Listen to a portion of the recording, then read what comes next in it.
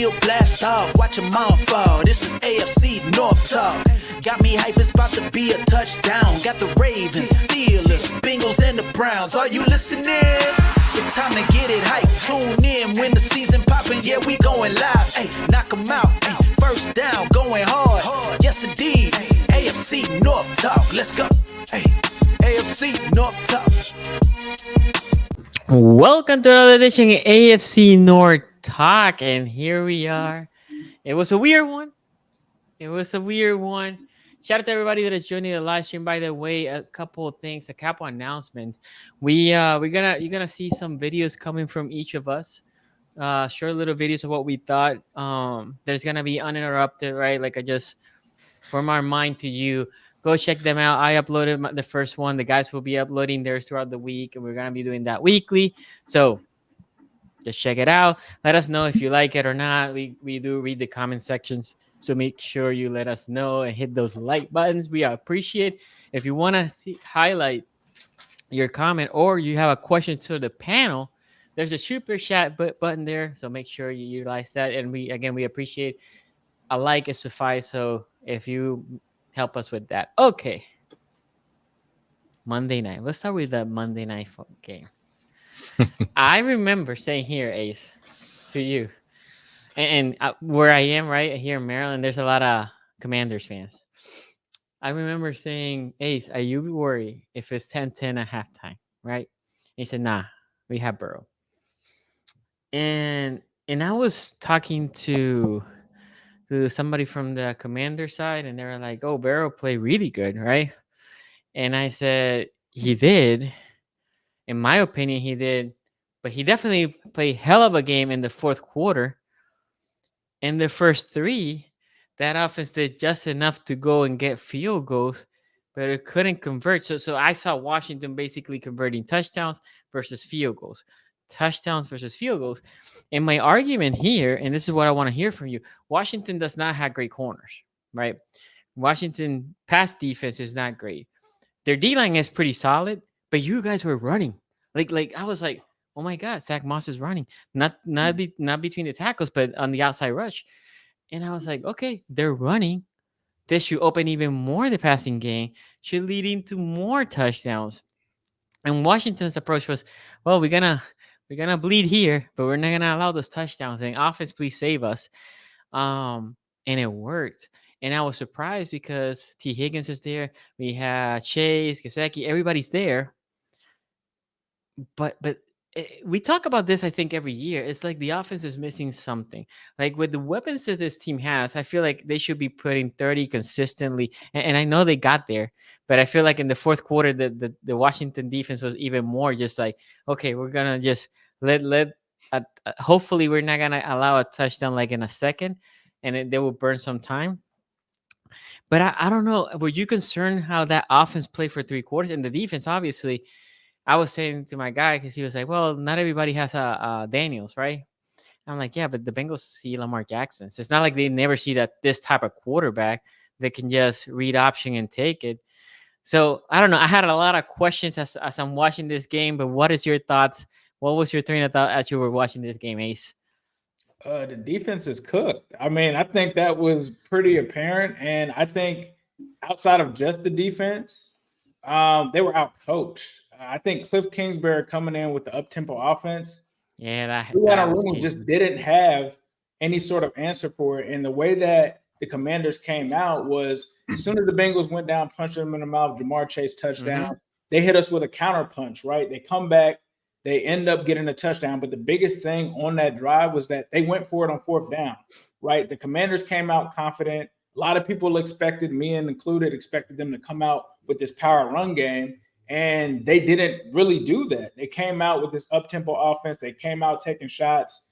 Lou Anarumo, for some reason, did not blitz Jaden Daniels in this game at all in the first half. And I'm sitting there, and I'm like, are we going to try to do something against a rookie quarterback to try to confuse him? Are you going to throw in some exotic blitzes? Are you going to do anything to try to get to him? Because Trey Hendrickson in the first half just could not do anything. And as we know as Bengals fans, when Trey Hendrickson isn't getting anything, the entire defensive line isn't getting any kind of pressure. So to see them come out, like I expected it to be an issue with them running. I expected now outside of Austin Eckler was going crazy until he got a concussion in this game. But I expected it to be like a Brian Robinson kind of thing, that they were going to get yards on the ground. And I thought that they were going to exploit the defensive tackles that were out this game. The defensive tackles didn't even really do bad. It was the edge rushers. It was the secondary. It was sitting back in coverage. And Jaden Daniels just had his way with this team. And I feel like the Bengals never really played with a sense of urgency. So when we talk about the beginning, I bring up the field goals as well, because a lot of people just put it directly on the defense. But the way they came out, it was pretty clear that this was going to be a shootout. The way that up-tempo offense they were playing, right? Even when they got up points, they kept going up-tempo. Yep. And it's like you can't get field goals in a situation where this team is and they're playing super aggressive. So when they started to get those field goals, you talk about Evan McPherson missing a field goal. We didn't pay Evan McPherson to miss field goals in those situations. I get what people are saying, no kicker is perfect, but that's one of the reasons that they paid Evan McPherson, was to come through on that. I also felt like our coaching staff offensively wasn't aggressive enough. They didn't really go for it on fourth downs. They kind of played with this situation where they just were not realizing the situation. Like when you talk about the running, they did that because they stayed in too high shell most of the game, right? They gave up the chase touchdown. That was one of the only times that they only played, one safety up there, one safety. Ace, give me a second. You're breaking up for you too, Jerry, right? What's that? No, it's not breaking up for me. No, that sounds pretty good on this end. Oh, so it's me. Sorry. Go ahead. They had the one safety deep. Anytime that they did that, Jamar Chase touchdown. So they kept running, and they were able to do things on the ground game. However, like when they're running, when you're down 15, I'm just like, what are you doing? Like you're not only losing to this team from a score standpoint, you're also racing against the clock. Like you don't have that much time to start to run the ball. And then special teams coming out of the half, the last thing that you needed, or what you needed from the defense, was to try to slow this team down, which they weren't unable to do. And then you allow a 62-yard kick return from Austin Eckler. Like every phase of this football game really didn't go the Bengals' way. Like, yes, they were able to put up points once they got rolling, but it was too little too late. And you let Jaden Daniels dictate whatever he wanted in this game. We're talking about a 91% completion percentage. And I mean, he's a good player, probably going to win Rookie of the Year, but you got to look at like, are we doing something different? Are we going to make adjustments at halftime? After the half, they still couldn't do anything with the up-tempo offense. And then when they finally get these guys on the fourth down, Jaden Daniels just makes a play to Terry McLaurin for a game-sealing touchdown. So in this game, I feel like the Commanders were more aggressive than the Bengals. You would have thought that the Commanders were 0-2 the way that this game was being played and the energy that was being delivered. And you could just tell that the Commanders were not scared whatsoever of Lou Anarumo, this Bengals defense. They weren't backing down. They played with confidence. And to me, for me, I was like confused because the defense in the first two games was pretty solid, like for the Bengals. So I'm like, what is going on right now? From an offensive standpoint, they still, I don't think that there's much that I complain about except the field goals. Like the field goals early on, that's what I kind of had there. But at this point, it doesn't really matter. Like you're 0-3. 0-3 is 0-3, bro. Like the only thing that is kind of helping the Bengals somewhat is that the Ravens are 1-2 and the Browns are 1-2. But the Steelers are now 3-0. And I talked about it on the last show. The Steelers getting these wins over the rest of the division is helping them out.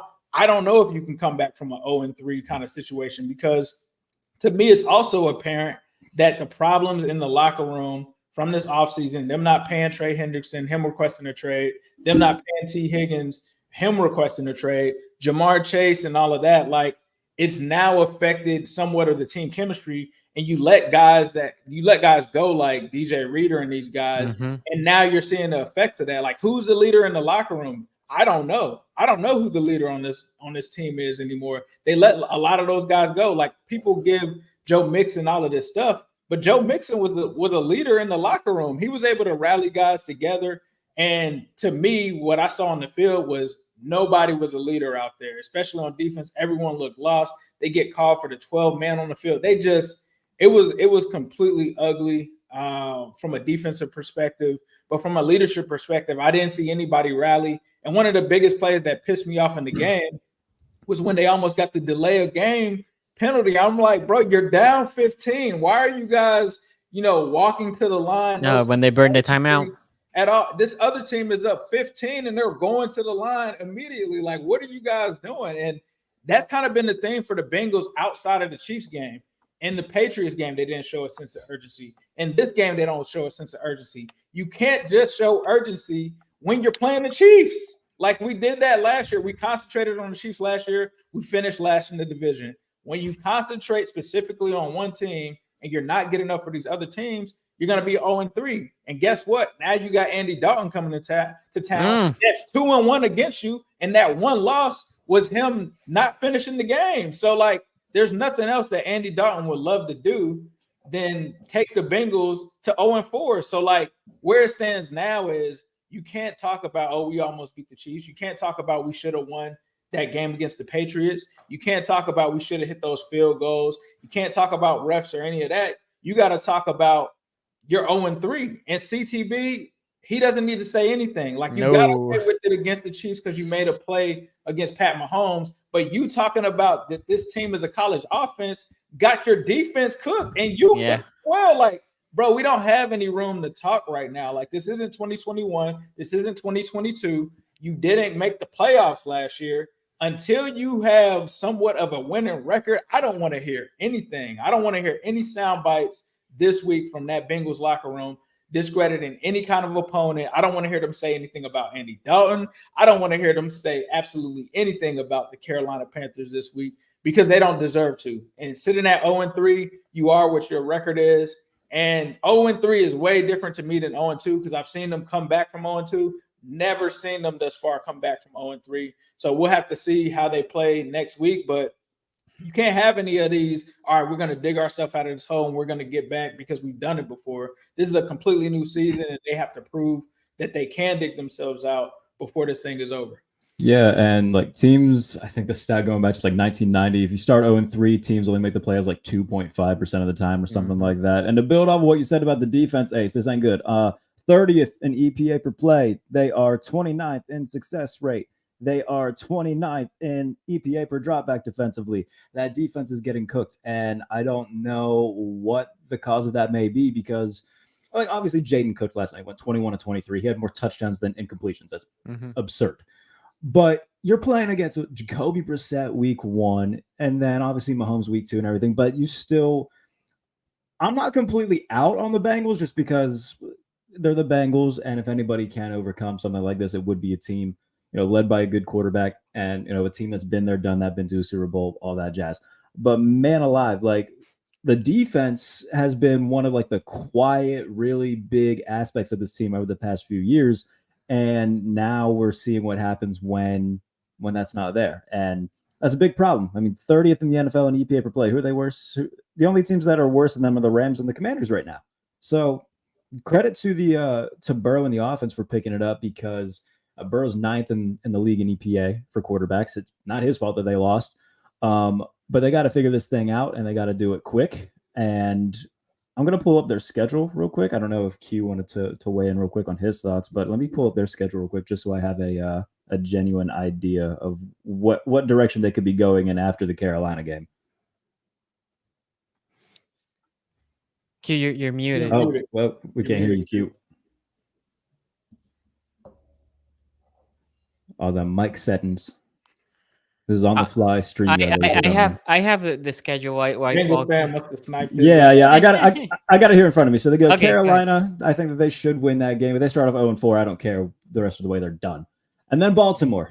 Now, I think the loser of that game, you could probably stick a fork in because the Ravens play the Bills next Sunday night. I don't think they're winning that game. If you're the 1-4 Ravens, sorry, Sonny. 1-3. Oh, whatever. If the Ravens, after the Bengals game are 1-4 or whatever the hell it may be, and the Bengals can win 2 in a row and get to 2-3, now we're looking at a situation where one of those teams you can all but just say, all right, they're probably not going to make the playoffs. So next couple weeks, big weeks for Baltimore and Cincinnati. Yeah, I don't disagree. Think about it. In the case of Ace, there's one thing that does bother me because, again, I was thinking, I'm like, man, the numbers. Like, if you just look at the numbers for the Bengals, you didn't watch the game. You look at the numbers, you're like, well, they put 33 You points. would think that we won. You would, put if 33 you're not points. looking at Washington's numbers and Jaden Daniels. But there's a couple things here that worry me with the Bengals. Think about rushing. Right now, if you play the Bengals, you're gonna rush 100 yards. It's been as a team, not necessarily an individual, as a team, right? So that's concerning because we talk about when they lost DJ Reader, if they were gonna be able to somehow stuff that run, right? And it looks like they're struggling with that. And then, well, I wouldn't say that because 39 of those yards are Jaden Daniels. So that's like that's a still, but that's part of their offense. quarterback. I got you, but that's part of their offense. And if you check the week before with the Chiefs, they also did above 100 yards. And if you check the Patriots, they also did above 100 yards as a collective, right? I'm not saying and then one individual. And the only thing, that problem that I have is if on the defense side, if the offense gets cooking from the beginning, you can kind of slow the Bengals offense down if you start just running the ball, control your time of possession, right? And slowing that game down enough for when the defensive side of the offensive side of the ball cannot get the ball back immediately and they cannot push that repertoire. Now on offense, I'll go back to this, similar to what you were saying, Ace. We are looking, yes, the game starts as I thought the game was going to continue. Jamar Chase over the top, done, touchdown, right? I'm like, okay, this is going to be the game. I stopped watching it for a couple, for like, I don't know, a portion of that first quarter to the second quarter. I was dealing with a baby. And then I flip it and start watching. I'm like, wait, Bengals are still having like 7 points or 10, I think it was. What's going on? And Washington keeps scoring touchdowns. And then you're trading a uppercut for a jab, right? Like they were hitting you hard with a touchdown, and you guys are like, here's the jab. And I don't know what it is, Ace, because again, the firepower that this Bengals offense is like the top. It's one of the top in the league, definitely the top of the division. And next to Washington is crazy. Like Washington is still trying to gel, trying to figure out, and it's not a great defense. And if I was a Bengals fan, I'd be super frustrated because, as you said, it looks like it's almost like they don't care about these games, almost like they feel above these games. Like with the Chiefs, you said, like they were there. That game was competitive. You didn't put 30 points, but the Chiefs defense is good, right? And that's on a good offense, and you did slow Mahomes down. But against the Patriots and against the Commanders, it was like, yeah, we're here. It's like they expect, well, we showed up. It should be a W, right? Yeah. And I understand fans sometimes feel this way, but as a player, and that goes on coaching. You as a coach cannot allow that team to be complacent, right? You cannot allow the team to be complacent. Right now, Lou Anarumo should be shooing everybody's ass right now. Like, what the hell? We allow this rookie to look like the second coming of not Brady, because Brady didn't run, but you know what I'm saying, as the greatest quarterback. And on offense, right? Zach Taylor has to look down at himself and say, like, where were we in 3 quarters? Other than that first drive, where were we? Like, we needed. They weren't cashing it in the red zone. So like, no, they weren't exactly or anything. But I mean, the red zone calls have to come down to that. That's something that they've struggled with as well in the red zone, is they have not been able to convert in the red zone. So to me, like, the offense, I get that. I just feel like with no punts, them not converting in the red zone was the biggest thing. Yeah. But after that, like, and I think the only person that I saw play with any kind of raw emotion or any kind of energy was Jamar Chase. And it's like, you know, he was struggling coming into this game. So of course he was pumped up, but outside of him, I didn't really see it from anybody. Yeah. And that was, of all, I always try to add this caveat, of all your losses, obviously Commanders one is the least that matters, right? Because versus all of them matter, bro. No, I got you. You're sitting at 0-3, all of them matter. No, I got you. But if, for example, for us, we're 1-2. I will trade our victory with the Cowboys for any of the other 2 that we lost, because that. But like right now, the Browns are in the wild card, so like I would rather be 1-2 than 0-3, man. Yeah, no, I got you. Okay. Hot take there. I would rather have 1 win than 0. Yeah, no, but my point is more like if you're gonna lose to somebody, like for us, we have one win, right? And the Yeah. Browns are over us because the Browns win is against the AFC versus Yeah. us is against the NFC, right? So anyway, But we when have a you bunch have of no super chats. win, when you have no Yeah, win, no, and you I got got you. AFC, NFC. I need a Doesn't dub. matter. I just need a W. Well, you're playing the Panthers, which show life after Young. Which, if you're Yeah. looking at Young right now, you're like, oof. Andy Dalton, fresh off of a 300-yard, The red rifle. touchdown performance. It's over there, and See? it's on the road. Maybe because that's the other thing. Your both losses are at home, right? Maybe on the road helps them refocus. I mean, we got losses there as well. Well, okay. We have a bunch of super chats from Bengals fans. Let's go get it. The 188. Bengals have no top defense Difference makers. I difference would say maker. Trey Hendrickson is one. Yeah, I would say he's Trey's one. the one difference maker they've had consistently. For sure. I don't know, Ace, you can probably have a little bit better insight on this, but over the past few years, like they've had different guys pop. Like Logan Wilson popped in the Super Bowl run a lot. Obviously, Cam Taylor-Britt emerged as another one. Not having Jesse Bates there anymore for the past couple of years. They bring back Von Bell, who was a difference maker before. Like, I don't know. I don't think it's all like completely. I don't think it's an unfixable defense. I'll say that. There's talent. They just need Real to quick. play. Go ahead. Yes, we You got guys you. hear me? All Yeah, right. There I we just had to go. restart the whole computer. It happens. I'll let you do the take before we go to the rest of the super chats. Go ahead, Q. Appreciate y'all for holding it down here, It's okay. right? Technical difficulties here. There's a hurricane in Atlanta going on right now. So I thought I was going to be so right about this game because I mentioned that.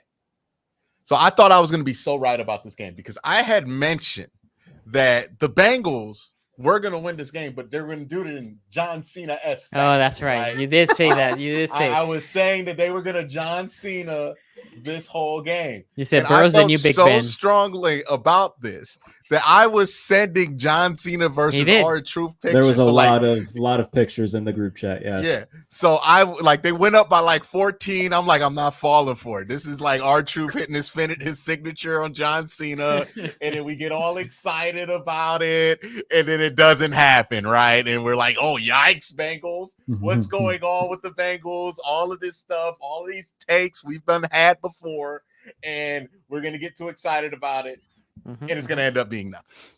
No. Well, then the Bengals, they did the thing, right, Jared? They did the thing. They scored in like 10 seconds. I'm like, oh, John Cena, 5-knuckle shuffle. They about to come away with this. And then it was like 3rd and 6. You could just tell the pressure was getting to Washington at that point because they had a bad drive on that touchdown drive at the end of the game. They were almost about to get, I think they had like 2 penalties to start that drive. They ended up in a 3rd and long. They had 10 guys on the field on that last play. Oh, wow. I didn't even on the remember field. that. Yeah, Troy Aikman or somebody's like, hey, I think there's 10 guys on the field. I love when Aikman is just so like, Joe, I think they only got 10 there. I don't know. Yeah. They snapped the ball. I guess we'll see what happens. All right, he just let it on. Like it was just chaos going on in that play, like pure Cliff Kingsbury mayhem going on. We got guys coming on late. A guy's running a motion there. He's not supposed to be in motion, but he got away with it because he was behind the line of scrimmage. He's just trying to get to his spot. And then Jaden Daniels heaves this ball up. And I'm thinking, there's no way. Yeah, me too. Right? There's no way that's going to – because I didn't think that it was going to be that McLaren was going to be open. What was happening a lot in that game was that, like, McLaren was open, but Jaden just was, like, way off with these footballs at times. Yep. This thing was on target, and then, like, Terry McLaren just hit a gear on that corner and scored all that. And I was like, wow, that's Jon Stewart, SummerSlam, coming in with the steel chair, giving them like, wow, I haven't been this surprised by WWE booking in a long time. That's right? That's Big Show ruining the cash in. Yeah, that is wow. I might have to tune in to Monday Night Bengals, okay, for the first time because that was not something that I expected. They really did that to them. Yeah, here's what's concerning about this game if you're the Bengals defense. And look, I'm not going to make too much of it because it is a bad game and they weren't as bad versus these other two teams that they were, but they do have issues that continue to pop up. And part of those issues is just the inconsistency with this defense, right? Like, I think that's the Bengals' biggest problem. They aren't a consistent team, drive in, drive out. Like, offensively, get a completely different team in the second half of this game than you do get in the first half of this game.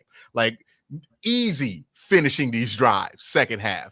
First half, don't know what they're doing. Like, Joe Burrow turns into a completely different quarterback in the first half, trying to finish these drives, not being accurate. Like, he had a couple chances to get a touchdown there in the first half. He doesn't get it. So it's the consistency with the Bengals. It's always been an issue, but the thing that's been able to hold them down is that the defense was always consistent. That's what held them down in 2021. That's what held them down in 2022. The issue with the Cincinnati Bengals this year is that the defense is not consistent. Some weeks they're fine.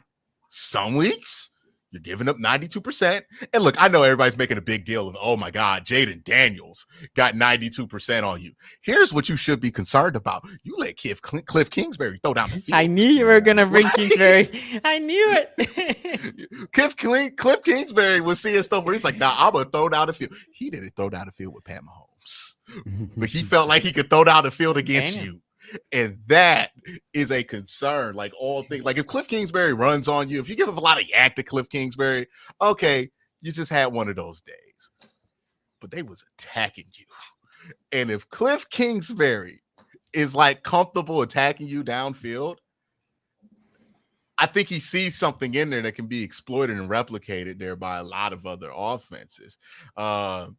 And I think that's the big concern with the Bengals. Look, they got Joe Burrow. They got Jamar Chase. We saw how electric they can be in this game. They're going to win some games down the road. They're going to beat the Carolina Panthers more than likely, and they're going to be over 500. They're not going to be an absolute disaster, right? It's a very long season.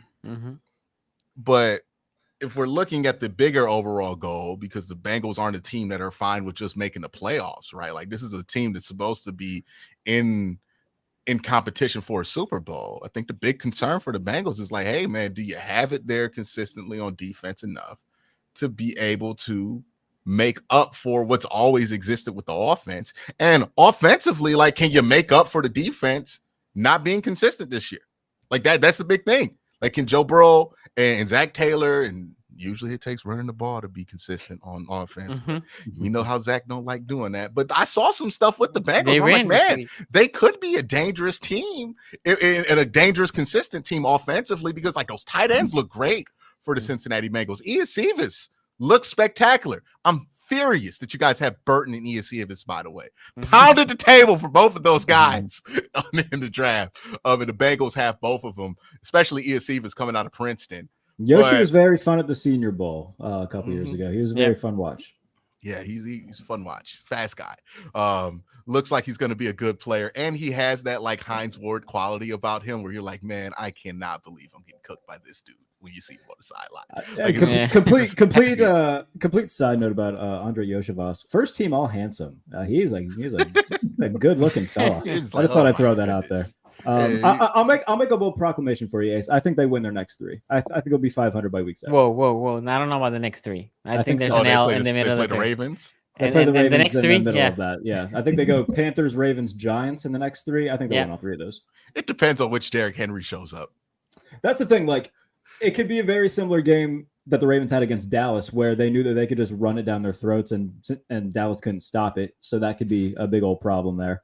But at the same time, I think that the Bengals have a much better offense than Dallas and is going to be able to keep up if that is the case. We even saw Dallas storm back in the fourth quarter with Devontae Turpin, Turpin. Yeah. Philadelphia Stars legend, USFL All-Pro. He had a score there. They did all of that in the midst of like CeeDee Lamb and Dak Prescott having a T.O. Donovan McNabb sideline moment. So like, I think that the Bengals are better offensively and would be able to keep up with Baltimore, even if they can't stop the run that game. Let's really back to the Bengals. Any last points you have, Q? Oh, yeah, this is an overall point for the North, but shout out to Chris Boswell. Stayed the same, and now he's the best kicker in the division. Yeah. Absolutely. It is. Just for doing nothing. The Wizard of Boz, baby. He ain't done nothing more than what Boswell does. Yep. But he done stayed there long enough, and now he's the best kicker in the division. And I don't think he ever thought that would happen for himself. Like, Jeff Lewis here says, Ace, their defense was bad, but Money Mac has cost us the past 2 games. KC missed point after the touchdown and lost by 1, and missed field goal cost us to have for the 2. Go for 2. Yeah, I Oh, think. for 2.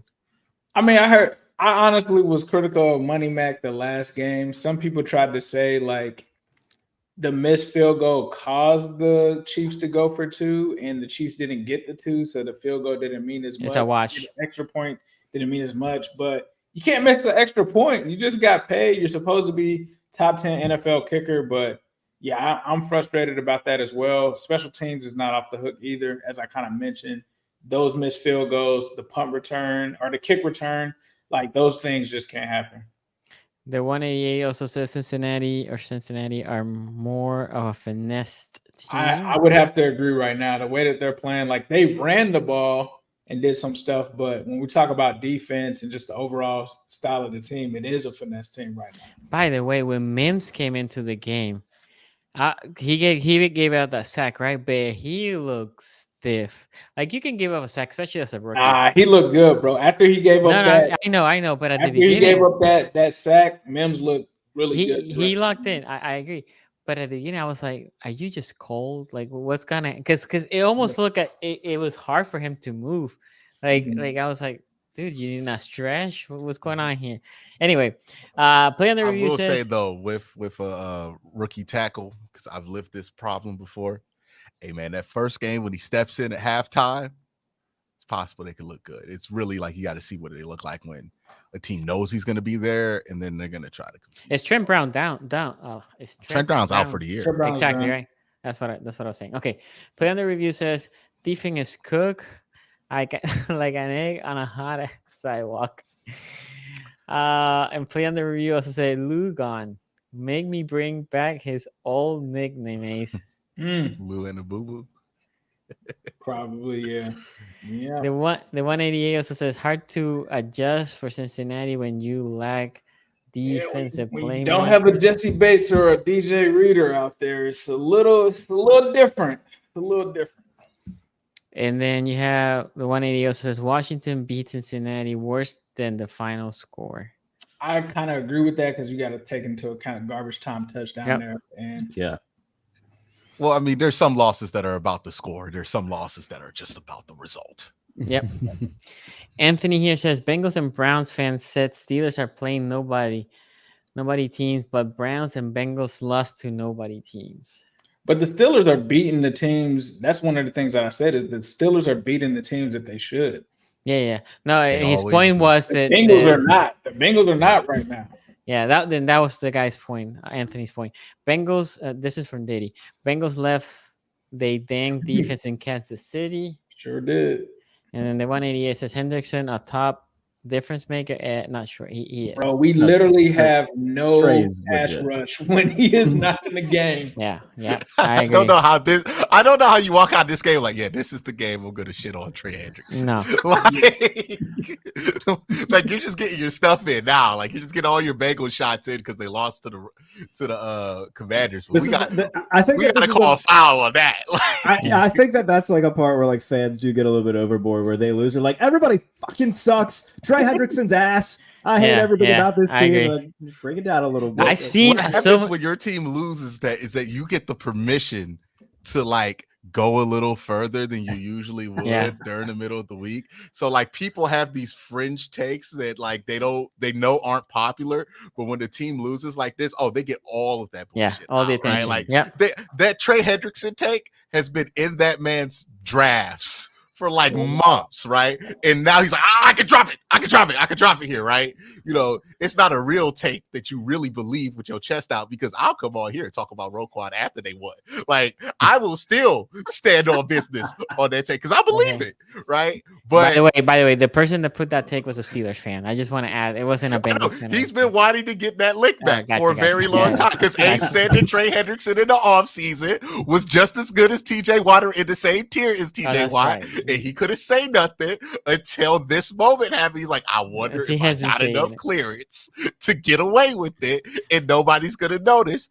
And Boom. That's how we get to where we are. See, being on the internet and working on the internet makes you kind of a psychologist. But it's The- crazy. the because one Trey got in- a sack in this game. I'm like, all right, I guess this is the one to go off on. Trey I just bet he needed didn't more even help. watch the game closely enough to know. Trey has needed help for like the past 3 years. Yeah, but remember when we talk about how when DJ Reader was there, even though DJ Reader doesn't get sacked, it's just the bringing. He's not a pass rusher. Like the best person that was there. No, for I him, know. the best ahead, person that was there for him, and Q remembers this guy was Larry Ogunjobi. When they had Larry Ogunjobi there, he had like the 7 sacks. He was the only other dependable pass rusher that we had. Ever since that they moved on for him, they just don't have anybody there. We'll see if Miles Murphy is that guy, but he gets off of IR, I think, during the Ravens game, I think is when he comes off. So the 188 Los Angeles Chargers, a nobody team. Yeah, right. LL. By the way, I think it was said that? misunderstand the chat. I'm gonna go back and find his somebody chat. in the chat. What he was saying, or his super chat, what he was saying is the Bengals fans That's why and Browns fans said that they were playing nobody. he's talking about me and Q. That's why I was like, nah, I said that the Steelers were winning the games that they were. No, I said the Steelers ain't beat nobody, and then they beat somebody. Now that changes things. Like, does it change the fact that they ain't beat nobody before? Like, This is the original super chat from Anthony. Bengals and Browns fans said Steelers are playing nobody teams. But Browns and Bengals lost to nobody team. That's what it is. The 188. It's not that I didn't know that the said. Browns losing to the Giants suddenly made beating the Atlanta Falcons much more impressive. I don't know how those two things are related. So but now I'm glad you brought it up. Let's talk about the Browns, Q, because I think obviously you're gonna talk how the Browns did not play great, and specifically your quarterback. And I know people give you flack because people say that you don't talk bad about your quarterback. And if you watch this show, and I know Q has just independent videos on his channels about Deshaun Watson, but even in this show, he has talked about the inefficiency and how the Browns have to basically overplay to take some of that problems that they have with Watson. Watson had another. It wasn't as bad as that first game, but definitely it wasn't great. But I do want to add this for arguable. Okay, but I do want to add this. Bengals fans, I'm sorry, Browns fans. You guys were super chatting BBBs. I'm just saying, Professor Chaos, come to the classroom. I remembered you all week because you've been in this community for years. By the way, Jared, this is what we mean. You don't play with the booty beat down. I was thinking about that. I remember I saw Daniel Jones take the kneel down. I was like, oh man, yeah, that triple B, that didn't work out. They did this. That's a real curse. You don't play. Don't put it on nobody thinking you about to be funny. Don't play with it. Yeah. Professor Chaos, first and foremost, come to the front of the room. I'm taking 5 helmet stickers off of your hat. Like, that was a crazy miscalculation. What made you think you could do that? I don't understand that. I created the booty beatdown curse. I am the one who stood on it and said that is a thing. Yes. I am the number one pusher of it. You are a Browns fan. How in the world did you get it in your head and we're just going to predict this? Are you crazy? I don't play with that. And you did that. I know he super chatted during the game while I was watching. He was like, hey, don't blame this offense on me. I blame some of it on you. I hold you responsible. The first thing that I thought was like, because when he super chatted the BBB, I was like, it's the Giants, Mm-hmm. But we had gone through this so many times. That's the time you don't do it. Yeah, you don't. If you play in the Ravens and you send it, the universe know you're not serious. Like, but you out here like that seems serious. No, don't ever play with it. If you are a Browns fan and you ever do that again, anybody in chat, you are a Browns fan and you do that, I will discommunicate you. Okay, like no capital offense on AFC North talk to disobey the booty beatdown rule. Now that we got that settled, go ahead. Let's talk about this football team, man. Look. When it comes to Deshaun Watson, there's a lot of different ways we can talk about it. And I want to come at it from the perspective of Browns fans who have watched this experiment over the last couple of years. Because Browns fans were more optimistic about this thing coming into the season than I think a lot of people thought that Browns fans would be. And the reason was that Deshaun Watson, if you look at some of the numbers that they were able to produce when he was out there, you had a pretty functional offense that was able to take care of the football. Like, I think you got first downs, 63 first downs in the first 3 weeks of last season, right? Which was top 6 in the NFL last year. You had a scoring drive percentage of like 37%, which was in the middle of the league. But there's been a regression from where he was last year. And that's just, once you get below that, I don't know what to do with that, right? Like, he went from 60 first downs, rushing and throwing, to 48 in 3 games, despite having more drives, by the way. They're leading the league in offensive possessions. Ton of drives, yes. They're leading the league in offensive possessions because the defense is getting teams off the field still, but they can't do anything with it. This offense is abysmal. They have a 24% scoring percentage. Ooh. A 24% score. That means you cannot trust this team to get over 20 points as they currently stand. Like, I don't even think the Steelers in their Duck days were 24% scoring percentage. They certainly worked that with Kenny Pickett because they would at least get field goals. I'll have to take a peek at that. Yeah, we can't move the ball right now. And here's what's even more concerning. It ain't like you've played great defenses. The one team you had a decent day against offensively just gave up 100 points to the Buffalo Bills. And shout out to the Buffalo Bills. I know Jared is a big supporter of Josh Allen, and he's doing that thing that Josh Allen does, where Josh Allen wins the MVP in the first half of the season. Now, will he win it in the second half season? That is a big question with Josh Allen. But sometimes he just gets portrayed unfairly because sometimes he gets hyped up to a point and then people expect him to be perfect for the rest of the year. And he has like one bad game. People like, no more Josh Allen. So we'll see if that happens. That's just the media landscape, my friend. But continue. Yeah. So we'll see what happens with that. But Josh Allen did his thing against the Jaguars. But I'm not even going to talk about the Jaguars game. Let's talk about the 2 defenses they played so far. The Dallas Cowboys and the New York Giants. The Browns, when they're not playing the Browns, these defenses have a score percentage of 61%. They give up scores, right? I mean, we're just talking about it with the New York Giants. They gave up 7 straight scores. Now, maybe they're cooking up something to watch because I think the same exact thing happened in this game or something similar to that happened in this game where they like scored their first 5 possessions or something like that. So credit due to where credit is. But 61% score percentage when the Cowboys aren't playing the Browns and when the New York Giants aren't playing the Browns. The quarterbacks are Sam Darnold, Jaden Daniels, Lamar Jackson, and who's that? Derek Carr. When the Browns traded for Deshaun Watson in 2022, we were not sitting here wondering, man, are we going to have better quarterback play than a rookie in his 3rd game in the NFL or better quarterback play than Derek Carr? We could have just got Derek Carr. Like, no trade needed. We traded to get much, much better. Superstar quarterback, by the way, if you listen to his podcast, because our quarterback has a podcast. Oh, I did not know that. Podcast? Yeah. QB1. QB1 might be an awkward title. But in his intro, it's superstar quarterback Deshaun. He is supposed to be a superstar quarterback. And his name is supposed to be Deshaun Watson. So I might have to give that a hate watch just for. I agree. I mean, it's pretty bare. They just talk about football, right? I figured as much. Not going to be anything where he's like giving his opinions on stuff, which thank God for that. So you look at all of this stuff and you say, okay, that's the defenses you're playing. Jared, you want to guess what the score percentage is against those 2 defenses we just established? Give up a 61 score percentage. Oh, that'd be fun. Score percentage for.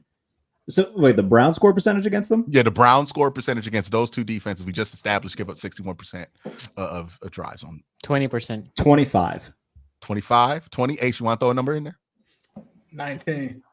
Ace is the big winner. It's 18.3. Oh my good God. That's atrocious. 18.3. In week 1 versus Dallas, they had 70% of their drives in 3 and outs. Especially in the first half. Like, that was brutal. 70%. Hey, you remember Johnny Manziel's debut against Cincinnati? Remember how awful that was, Ace? 80%. Here's another concern with where Deshaun Watson is, right?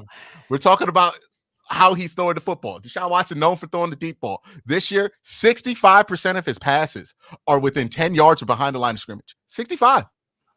That has gone behind the yard. That number has creeped up, right? Because usually with the Stefanski offense, he stays at 55. That's where Stefanski likes to be with that number. Makes sense how Stefanski runs things, right? Jacoby Brissett was at 55.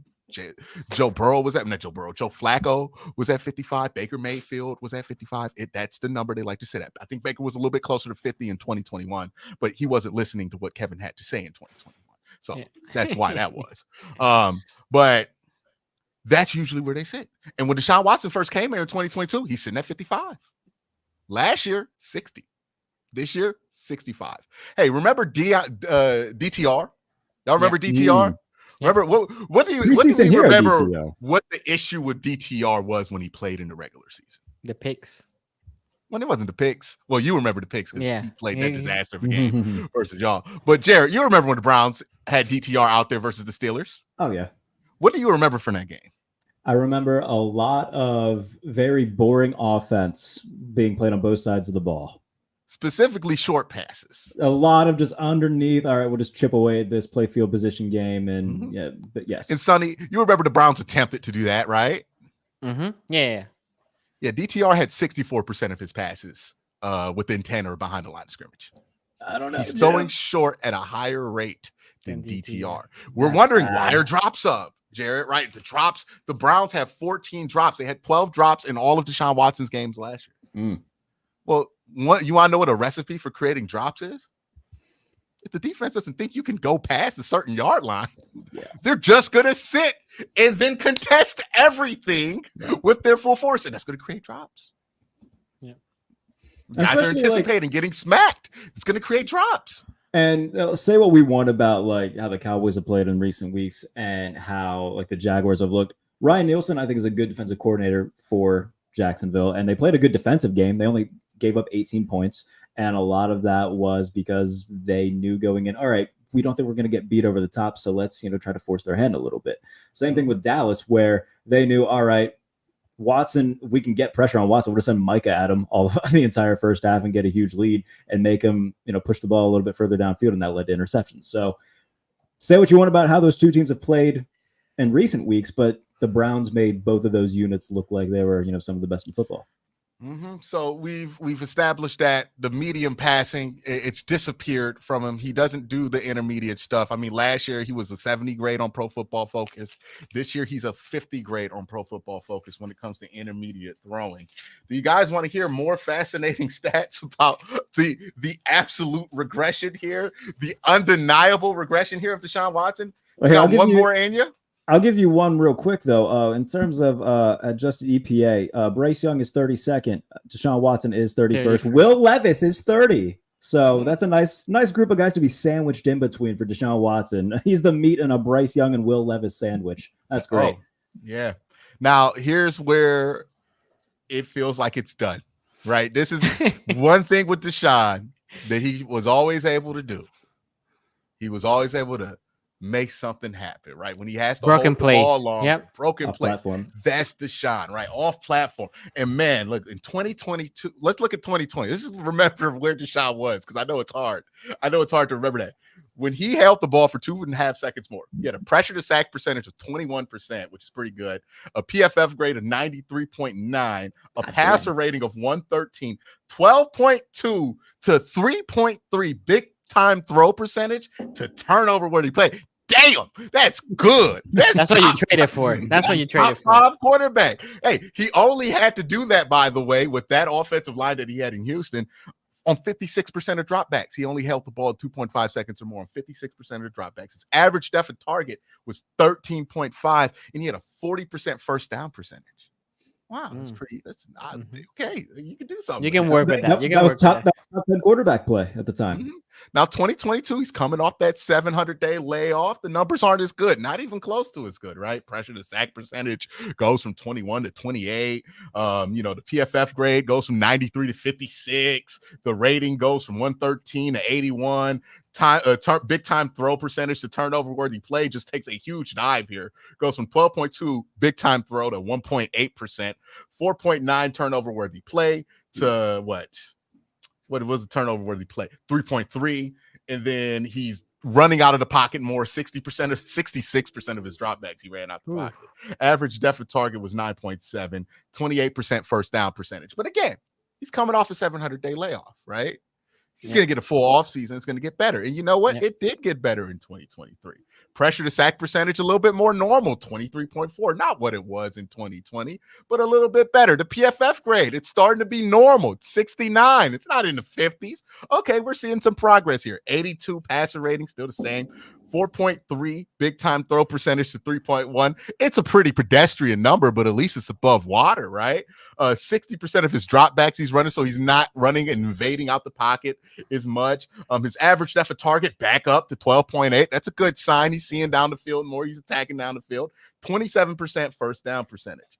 Y'all want to know what these numbers look like in 2024? Yeah. Worse than all of that. I'll take a nice guess. Oh my God. You have no idea. Pressure to sack percentage, 2024, 30.2%. Ew, that's not ideal. Yeah, it's really bad, right? PFF grade, 44. By the way, I just imagine you sitting in that room for like an hour and a half, conjuring up all these numbers on the brink of just snapping. So I'm not going to snap because I have realized what is going on. I just need to make the argument so that the team doesn't hang on to this, right? Like, that's where I'm at. And look, I have been patient on Deshaun Watson more so than I think a lot of people were with this because, you know, Deshaun Watson's reputation off the field is awful. Right. And nobody wants to be caught simping for that, right? And that's going to cause the coverage on him to be a lot more negative. I'm aware of that. I have been aware of that the last few years. But this is where we're at. He has a 57 rating, quarterback rating. Big time throw to turnover worthy play. He's still above average. He's still above the water on this 3.7 to 2.4. Cool. And he's not scrambling as much. 54% of his dropbacks he's running out. But the average depth of target has dropped to 9.2, and the first down percentage has plummeted to 13%. That's his first down percentage. This is Russ. This is Russ out the pocket numbers. Like, this is a Russell Wilson dip of out the pocket numbers. Yeah. It's not coming back. Like, the hope for Deshaun Watson is this. Hey, if you break the pocket, no more throwing, you just got to run. Because he can still run a little bit. His regression in that area of his game has not been as significant as his throwing regression on the run. But he clearly can't do it anymore. It's obvious he can't do it anymore. It's been going down and down and down, and it's not coming back. So now you have to rely on him to either run straight up or stay in the pocket and throw. He's not doing that well either. That's where we're at with quarterback. I saw the Heat the Call guys talking about this. Do you think that there will be a situation where if Stefanski wanted to bench Watson and ownership didn't allow it, do you think there's a situation where he'd be like, then trade me? I'm not doing this anymore. Who are you going to get traded to? Yeah, he's untradeable. No. Kevin Stefanski. Do you think that Kevin Stefanski would be like, trade my ass? I'm not dealing with this anymore. Yeah, not Deshaun Watson. I don't think Kevin can pull that one off because he's just as responsible for him being here as everybody else. I don't know, man, because he's had success with plenty of other quarterbacks not named Deshaun Watson. I don't think that this is a Kevin Stefanski problem. I think Kevin wants to do it. I just think they got to be in lockstep if they want to move on from him to be able to do it. I don't think this is a situation where ownership is going to say no if you want to do it. I don't think this is a situation where the GM will say you got to give it more time. Maybe if he wants to do it like now, he might get some pushback. But in the offseason, hey, man, you keep playing like this. You're paying a lot of dudes a lot of money not named Deshaun Watson, and you're spending a lot of cash as ownership. I'm pretty sure he doesn't want to see it being spent for this when you think there's a good chance for this team, especially when you've seen it be demonstrated that the team can win with Kevin Stefanski as a head coach and other quarterbacks are there. So he does get that benefit, I think. I think that's kind of my point, though, too, is because like you got 52 other dudes in the locker room who know that they can't win with Watson. And eventually, I think that it would just be smart to rip off the Band-Aid now, eat it for a year. It gets a little bit better if they were to, let's say, cut him. Hypothetically, let's say they cut him post-June. Yeah. If they wanted to do that, they're going to have to eat a ton of dead money for a year. But the year after, it gets a little bit better. And we saw the Falcons eat a ton of dead money once they got rid of Matt Ryan. So it's not as if like that is too catastrophic and, lacks a ton of precedent. But But yeah, man, like they've won with plenty of other guys in this span where, okay, they won a game with DTR. They obviously went to the playoffs with Flacco. They had PJ Walker in there for a little bit at one point. Like they went through plenty of guys. PJ Walker. They won 11 games with that rotating door at quarterback. So with a 2-time coach of the year, I mean, I think Stefanski, I don't think he's going anywhere. I think that he's perfectly safe as long as he wants to be. But if he were to be like, look, I'm not doing this anymore, Jimmy, you gave out a bad contract. I don't care. I'm putting in Jameis. I think that's probably the smartest move as of right now, at least. And Jared, I don't know if you're familiar with my theory, but I have a theory that you can always tell what an organization feels about their quarterback by looking at their backup. Do they believe in that quarterback? Well, let's see the backup, right?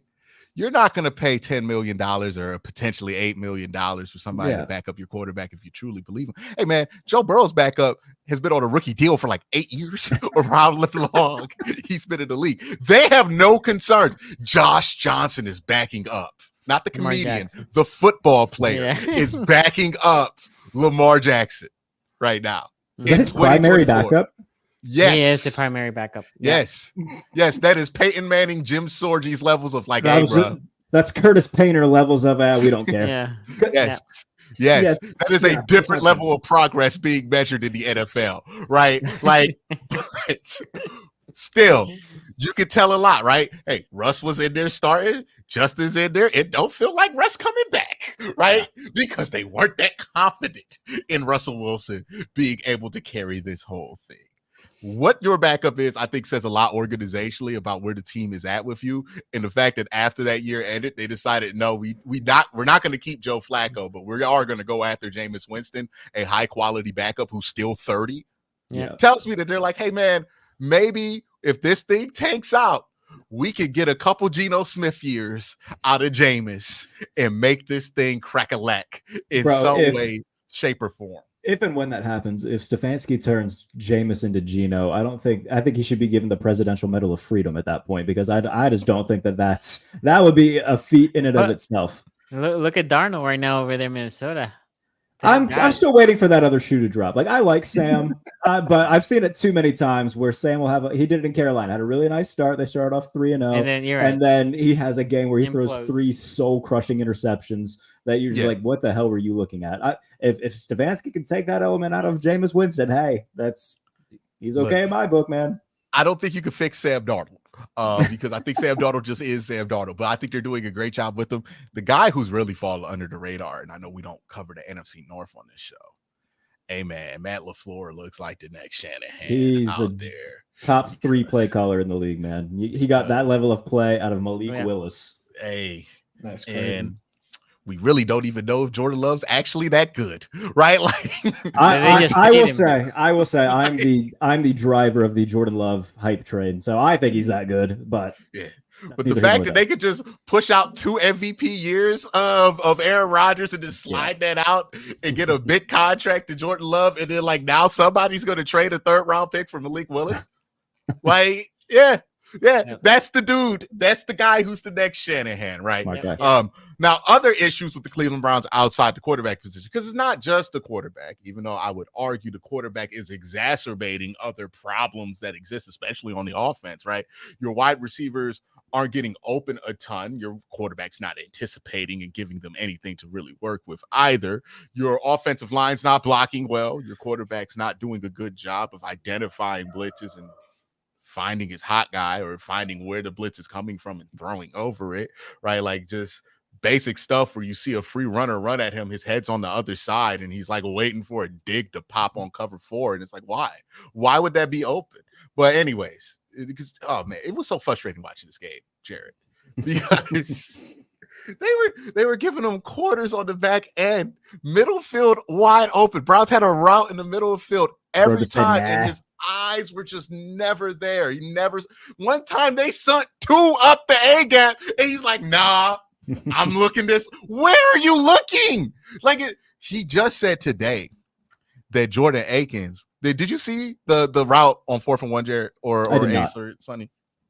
Mm-hmm. Basically, they ran an RPO. The RPO has a quick out and a post on the same side. And then on the other side, there's a bubble. Now they got this look earlier against quarters, and what it did, well, it was a quarter shell. What happened was that the quick out exposed the safety that was buzzing to the flat. Okay. And that opened up the window for the slant, for the post. So that makes sense. The read there, pretty clean. Okay. You get this, you run this play again on 4th and 1. 4th and 1. You have the quick out there. It's man coverage. It's obviously man coverage. You can tell. It's one high man coverage. Like a kid who's played Madden for 5 minutes can see that's man coverage. He gets this look. It's an RPO. And there's a collision, right? The cornerback that's on the quick out comes over top and runs into Jerry Jeudy, who's running that post, and the man defending that post. So there's a big collision there, which springs Jordan Atkins open. Now they asked Deshaun Watson about this. Hey, why didn't you throw the ball to Jordan Atkins? You know what he says? I would love to know. What would you say in that situation, Jared? A normal franchise quarterback would be like, I missed him, and that's on me. I can tell you what Lamar did. Remember when he missed Flowers? He said, like, oh, I was looking at Bateman, and when I released, I saw Flowers out there, man, and I regret throwing that ball because I had Flowers open. Yeah, just something like a stereotypical quarterback answer. Be like, you know what, is one that I missed. My man said Jordan Atkins was a decoy. Yeah, quick out. Okay. I'm like, oh, like a decoy, like he was running a slip screen and they had a 9 going down the field, like a decoy, a decoy. Like Kevin really told him, never throw it out. I'm supposed to believe that. I'm supposed to, in no circumstances, even in that situation, like even if that's the rule, right? Hey, don't throw that on most times, right? Because nobody will ever tell you never throw it, right? Yeah. Don't throw that most times. You see that, you should know. Oh shit. I mean, that's what Pat would do.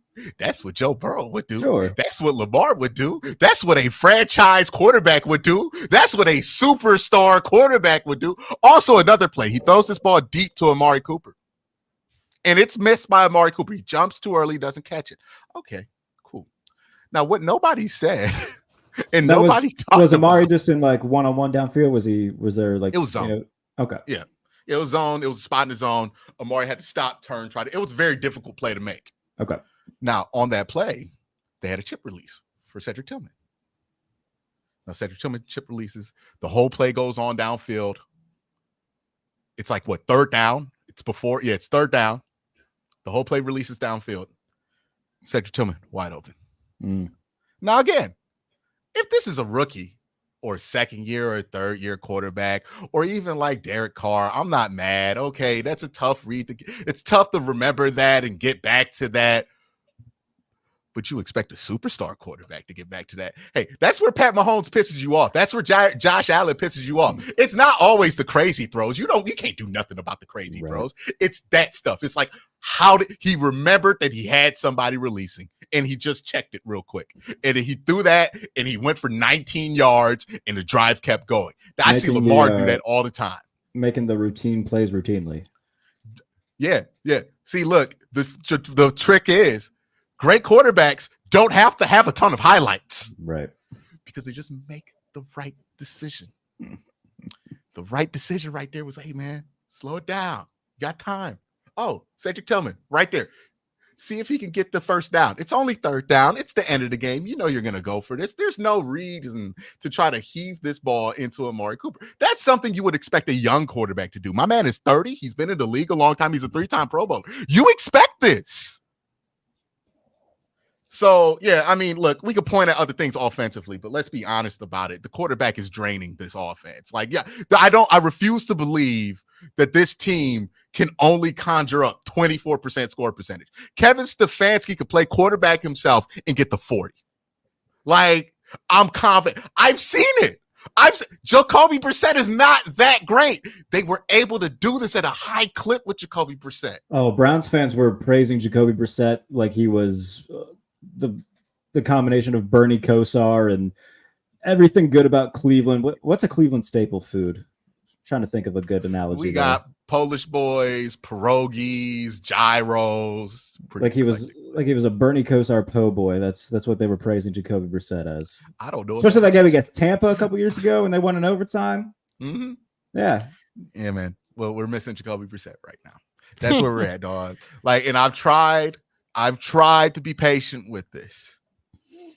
I'm just telling, like, I know there's a lot of Browns fans who've doubled down and went and talked shit about how other teams are wrong about their quarterback, and he's going to show them, and you want to get that victory lap in. Sure. I'm telling you right now, if you have a reasonable bone in your body, let that shit go. It's not happening. And if it does happen, it doesn't matter. Like, let it go. You're not getting the victory lap. The dude who dunked on you on Twitter won. Let's just move the fuck on. Let's not do this thing that we did with Baker Mayfield where people were just waiting.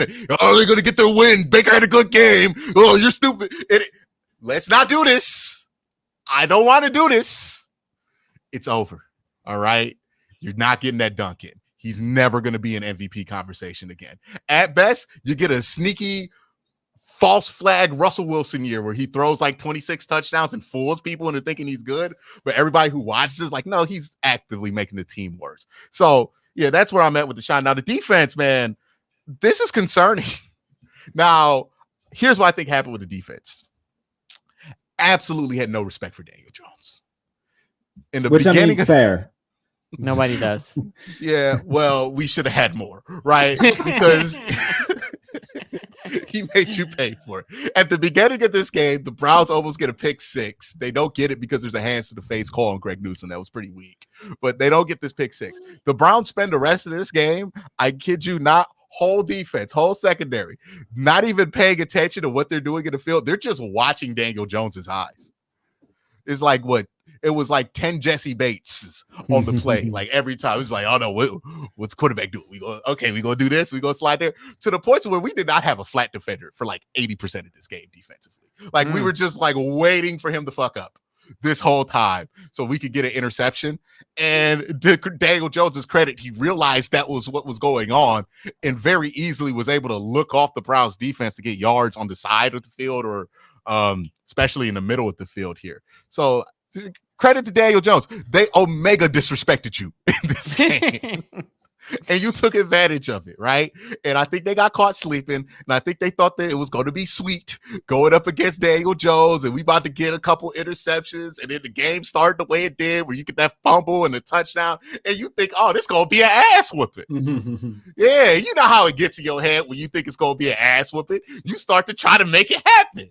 And then you get a penalty called on the interception. So you spend a whole drive trying to make it happen. And now you're getting frustrated that it's not happening. So you're pressing even more. So many times the Browns like needlessly went for these big plays on defense they did not need. There was a 2nd and 17 here. Greg Newsome is playing middle of the field here, right? He's a nickel corner. He's playing the middle of the field. I believe it's on a cover 3 look here that they have.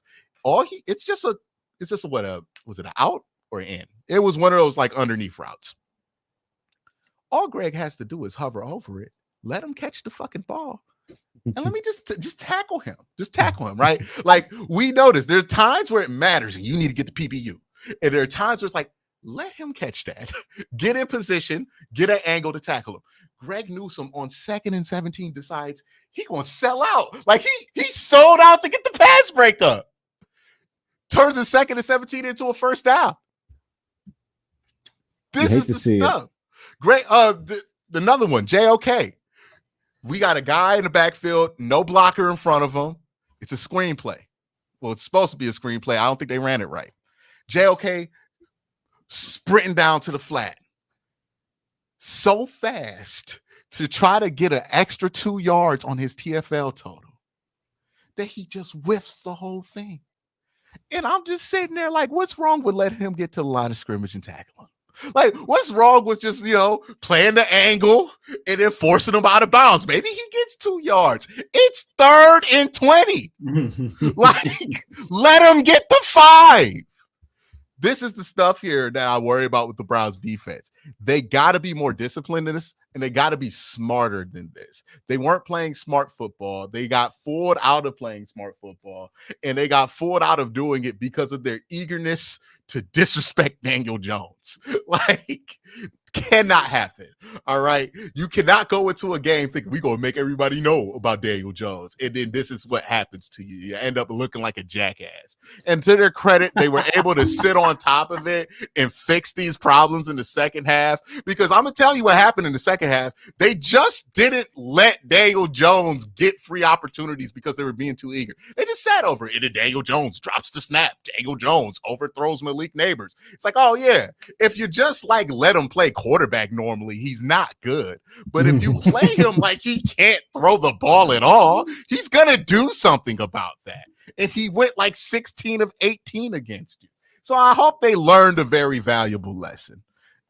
Might want to be a little bit less eager. Let the big plays come. You don't got to make them happen. I think that's also kind of what happened to the Cincinnati Bengals. Like, oh, we got a rookie. We about to eat. And they thought everything was going to be a screen, so they cheating, getting shorter in their depth, and then they got thrown over the top of all. Now, I don't know how Cincinnati, once they got to the fourth quarter, was still thinking this. Like, I don't know how it is that you're sitting in quarters coverage and you just let Terry McLaurin run by you. Like, I don't know how that happens, but still, that's what went wrong with the Browns defense. I expect, or they should look different, but they better not pull the same shit against Gardner Minshew. And they did this shit against Gardner Minshew last year. Oh yeah, we gonna get these interceptions. Y'all, just if he gonna throw it to you, just catch it. That's Mike Tomlin's big. This is why Mike Tomlin be going over 500, because you know what he be saying in these meetings? You ain't got to make the play. Yeah, he will make the play. Just the play will come to you. Just be there. Yeah. Right. This is what I mean by competency wins football, because all you had to do was be competent. Just don't. You don't got to make the play. And I know that Steelers fans, half of them will, give Mike Tomlin some shit, and I'll give him some sometimes as well. But that's why they were able to win games by bringing Miles Jack out of retirement. That's why they were able to win games by signing Eric Rowe off the street, and he played really well down the stretch. Like, hey, just do your job. Things will go well. Just do your job. Don't try to do nobody else's job. Don't try to be the big man. Like, don't nobody care if you intercept Daniel Jones. Nobody care. But you know what people do care about?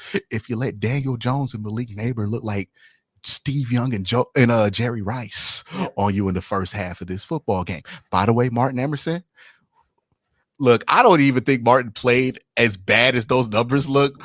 But Malik Neighbors is just nice. Yeah. You need to put your best corner on that young man, your most athletic corner on that young man. That burst, I saw it in college, and it was pretty crazy. What he did to Martin Emerson had a rep against Justin Jefferson where he did the same exact technique, and he got an interception off of it in joint practice. He tried that shit against Malik Neighbors. Malik Neighbors just simply ran by it. He's nice. He simply outran the first play. It was like watching somebody try to block Myles Garrett, where it's like, oh yeah, I'm gonna punch you. No, you're not. He's not there anymore. That's what happened with Malik Neighbors in this game. Just absolutely blew by everybody. And then Ronnie McLeod gets caught watching Daniel Jones in zone coverage and just lets him run across his face here. So I think that game is fully under the mental faux pas for the Browns defense. Offensively, this is not a mental faux pas. This is just kind of who you are right now. And got to figure that out. Got to fix that. Like, Nick Chubb coming back ain't going to change this as much as we want it to, right? It's going to make some things better, but you're going to go from 24 to 30 on score percentage. You're not going to be a good football team just because Nick Chubb comes back. So got to figure it out. And if figuring it out means the quarterback can't be the quarterback no more, then that means you got to figure that out. Like, at any means necessary, you got to get better quarterback play than this to survive this season. And if it's Deshaun, fine. But if it's somebody else, that's cool too. And I'm starting to wonder if that's what it needs to be, just because the vibe in the stadium is awful right now. We hate this dude. Like, the city hates him right now. They're booing him every chance they get. This is not a fun place to be at with your quarterback. Have you guys ever been in an environment where like your quarterback doesn't get 2 drives and like boos straight out the stadium? Landry Jones was that bad. Like, this is we've seen quarterback play at Cleveland. This is the first time I've seen them boo this hard for somebody. Andy Dalton, little red water gun performance. Okay, so against the Browns too. I remember that was Thursday Night Football. They were talking Deion Sanders. This is back when he did Thursday Night Football for you young folks out there. Deion Sanders was there talking about we need to pay that man Brian Hoyer. What a guy. Okay, so we still have 2 more games, but I want to hear Ace and Jared's take on this game. What do you Sorry I guys took thought? so much time. No, it's okay. It's All okay. right, you good, bro. I had a lot to get off. It's okay. This one, man, I think I might be to blame for this one, Q, because I put the Browns on my parlay money line. I was like, oh, they're You gonna gave the points away. like giant Daniel Jones against this Browns defense. Easy That's the money. second time you've done that. That's the second time First you've done time was that. Ace. Baker Mayfield. First time was Baker Mayfield against the Steelers against Duck Hodges. Was that in Pittsburgh? That was in I think so. Pittsburgh. I remember telling you, don't bet on the Browns in Pittsburgh. Yeah. Yep. Duck Hodges threw a pretty jump ball touchdown pass to James Washington that game, and Joe Hayden ended the game with a pick. That was a good game. With an interception on Baker. Oh yeah, that was Mayfield. Mika Fitzpatrick. I remember. I was watching Yeah, that game. he got Baker Mayfield on a robber. But this one, man, I thought Cleveland was going to win this one. I think going into this, I thought that when I saw Daniel Jones and them get up early, I was like, man, this is kind of crazy. I always thought in the back of my head the Browns were going to come back. That didn't happen. I kind of talked about it on the show. Like, this is another game where you didn't want Watson to have a bad performance because the crowd would turn against him. As Q mentioned, that happened in this game. The Browns offense just doesn't have an identity right now. I'm still trying to figure out what that identity is. I think everybody is. Watson has just been wildly inaccurate. And it was crazy because I looked at some sharp football stats going back to last year in terms of, I think it was the completion percentage where the blame was actually on the quarterback. And Deshaun Watson was at the top of the list. I was kind of surprised. But as I'm seeing how things are playing out this season, I'm kind of starting to understand why. He didn't have, if you just look at the box score in this game, you're like, oh, Deshaun didn't have a bad game, 196 yards, 2 touchdowns, no interceptions. But when you actually look at it, you look at the -8, plus or minus for expected completion percentage. You look at some of the things that happened. Q talked about the drives that stalled, how they weren't able to do anything. And this is not what Deshaun Watson was supposed to be for this team. And I think, as Jared mentioned, you've seen other quarterbacks come in and have success. You've seen the offense have an identity. You've seen them play better. And so right now, you got to be thinking, how long does this Deshaun thing happen with us having a guy like Jameis Winston back there? Do we need to switch to him? I think the way that these next 3 games play out will determine that. Now you talk about Myles Garrett, who's battling some injuries right now. He's the heart of that team. You got to wonder, if they don't have him and it's just Deshaun Watson out there, what is this team capable of and what can they do to make this thing better? I don't know right now. Like, to lose to the Giants, I'm not understanding. Like, I can understand the Cowboys, right? Like, not that they should have lost in that bad of fashion, but the New York Giants, unless there's something that we're not seeing with this team, unless Dayball is cooking something up that's just like, and Daniel Jones is doing this thing, I just don't have any answers for this. And I thought that Malik Neighbors is good, right? But I thought that this would be a secondary that would slow him down, and they just simply could not do it. He was able to do whatever he kind of wanted. Whenever they needed to play, they went to Malik Neighbors. He was able to make that play.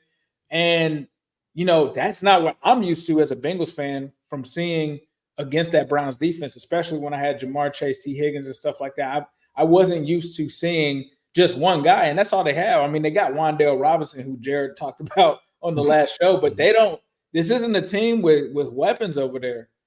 So the Deshaun situation is what it is. I think if you do move on from him, I think you're still good. Like, if he has an abysmal game next game, I probably would pull him for Jameis and throw Jameis in there to see what he's got. But I think right now you're just concentrating on trying to stack wins, using that defense, and trying to figure out what your offensive identity is. And I always felt like there would be a slight issue with this, because when the Deshaun situation first happened, I was wondering like what this offense would be, because Kevin Stefanski is a run-first guy. He doesn't like to pass the ball like that. Like, historically, when you look at his offenses, they've been run-first offenses. And so I'm like, I know you didn't give Deshaun Watson $200 million to have him turn around and hand the ball off.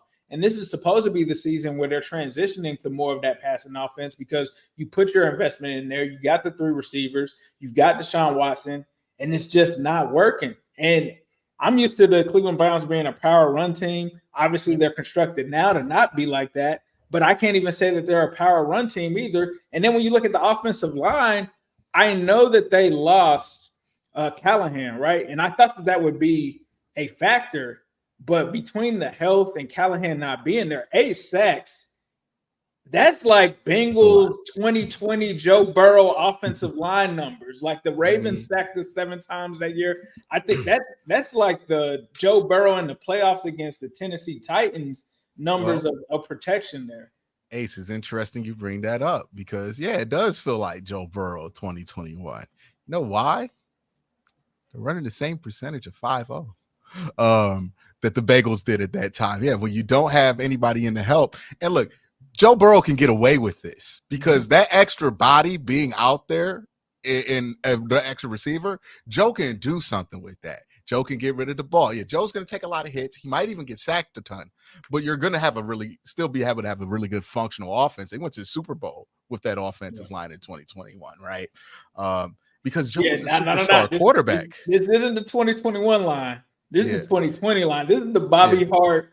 This is the Bobby Hart. Well, I mean, at one point, the Browns had legitimately everybody on that offensive line either back up or out of position, right? Yeah. Like they did get injured very hard here, right? But I think part of it is you're leaning on your quarterback, thinking that he's a superstar, and you kind of installed a lot of this stuff, thinking, hey, Deshaun's going to be able to take care of that. He's going to be able to mitigate these issues. But the exact opposite is happening. Deshaun being out there is making your offensive line worse. Deshaun being out there, he's not able to break these sacks anymore like he used to, right? We just saw the pressure to sack percentage.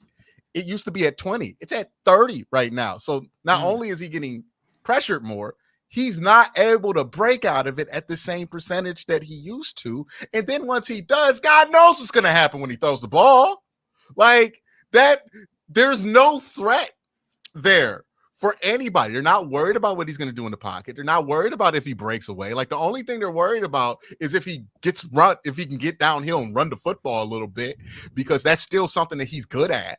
But other than that, it's not really a concern for these teams what Deshaun Watson does or does not do. And you can't be an empty with a quarterback like that. There's a reason Andy Dalton took over for the Carolina Panthers, and they look so much better. It's not because Andy Dalton's that good. It's just because that they had Bryce Young out here doing the same shit. Like, oh yeah, we're gonna treat you like a superstar. We're gonna let you make some changes here. We're gonna let you find your own solutions and take advantage of that extra body being on the field so you can spread it out and get it downfield a little bit more. Instead, he's throwing downfield less than he's ever thrown it downfield before. He's finding less solutions. He's not helpful with protections. I don't know what the hell is going out there, but the amount of times I see this team identify the wrong Mike is astounding. And I have to imagine it's got something to do with him. Like, I can't divorce that problem from him. Now, some teams are different. The quarterback does it most of the time, but like, I mean, at this point, why not blame it on Watson?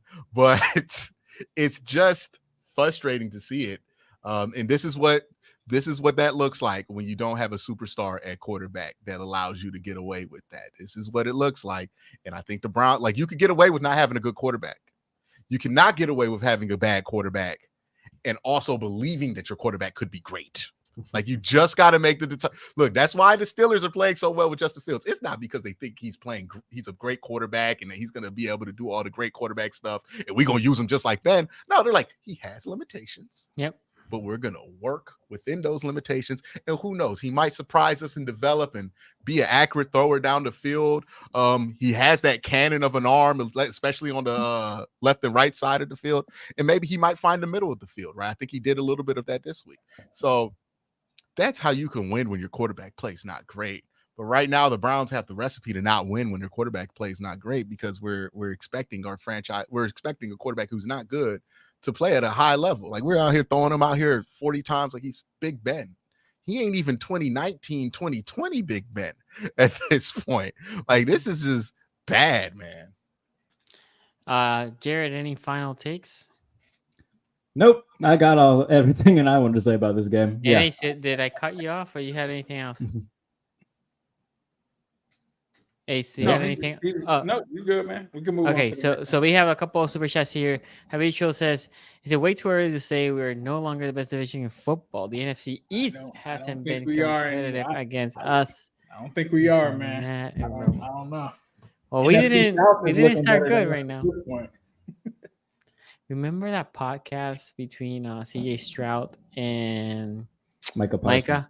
And Yeah. Micah said the East, and CJ said, nah, the North, right? I think it's too early. That's what I'm saying. I think it's too early. The 188 here says, funny how Browns fans don't want to talk about the Sean's advanced numbers whenever he plays, but can't wait to slurp pass rush win rate. Hashtag clowns. So you just wanted to talk about TJ Watt. Hey, I respect it. I bet you did. Yeah. Okay. So you just want to talk about TJ Watt. Okay, man. Oh, captain, my captain on that one. That's yeah. The 188 also says that Sean doesn't know what defense he's looking at. Shameless, Sonny.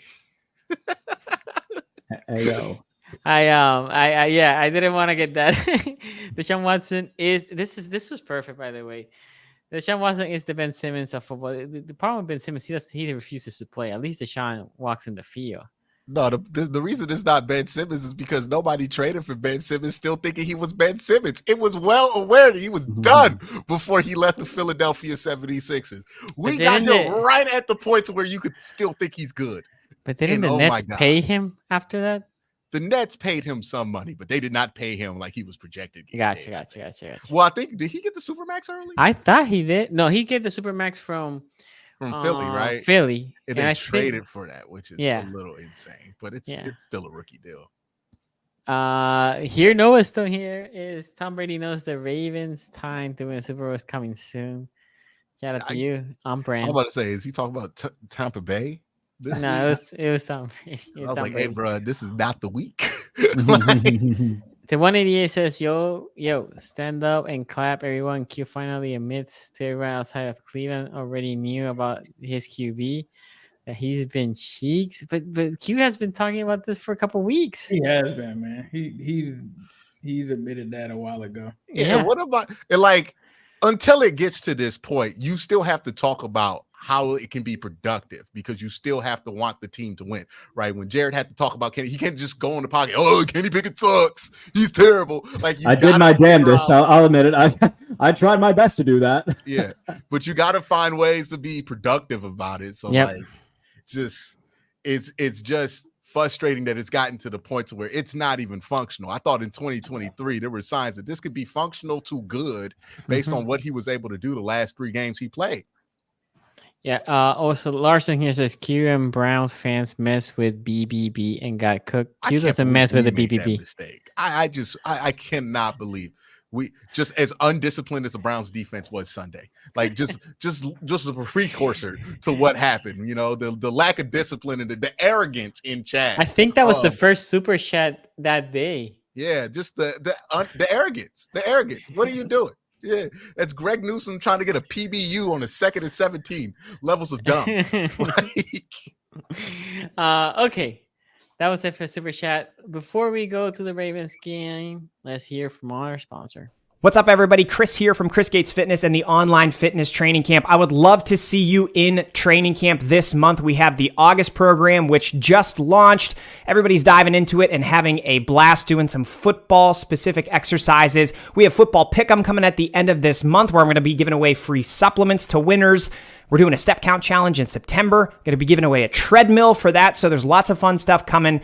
AFC North podcast has a discount code. Make sure you hit the link, head over to the website, sign up, and I will see you in training camp.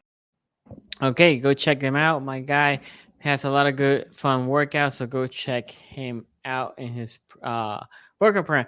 Let's talk about the Ravens here real quick. Man, that was a weird game. There was 3 quarters of just pure vibes.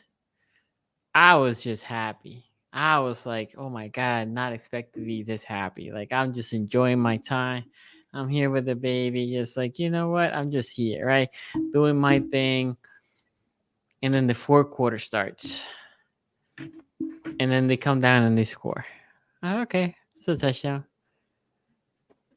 And then we not fumbled, but we did not pick up the outside kick. But Zay Flowers, I was saying this in the corner, Ravens corner. That's the second time that under pressure, you're choking, say, like, right, against the Kansas City Chiefs, and now all you have to do is, if you lay on that, you're in the right side of the field. You can burn the clock a little bit. He doesn't pick it up. They come, they cook, quick cut touchdown again, 2 touchdowns. Then we get the ball. So Zay Flowers at least catches the ball next. The Ravens go 3 and out.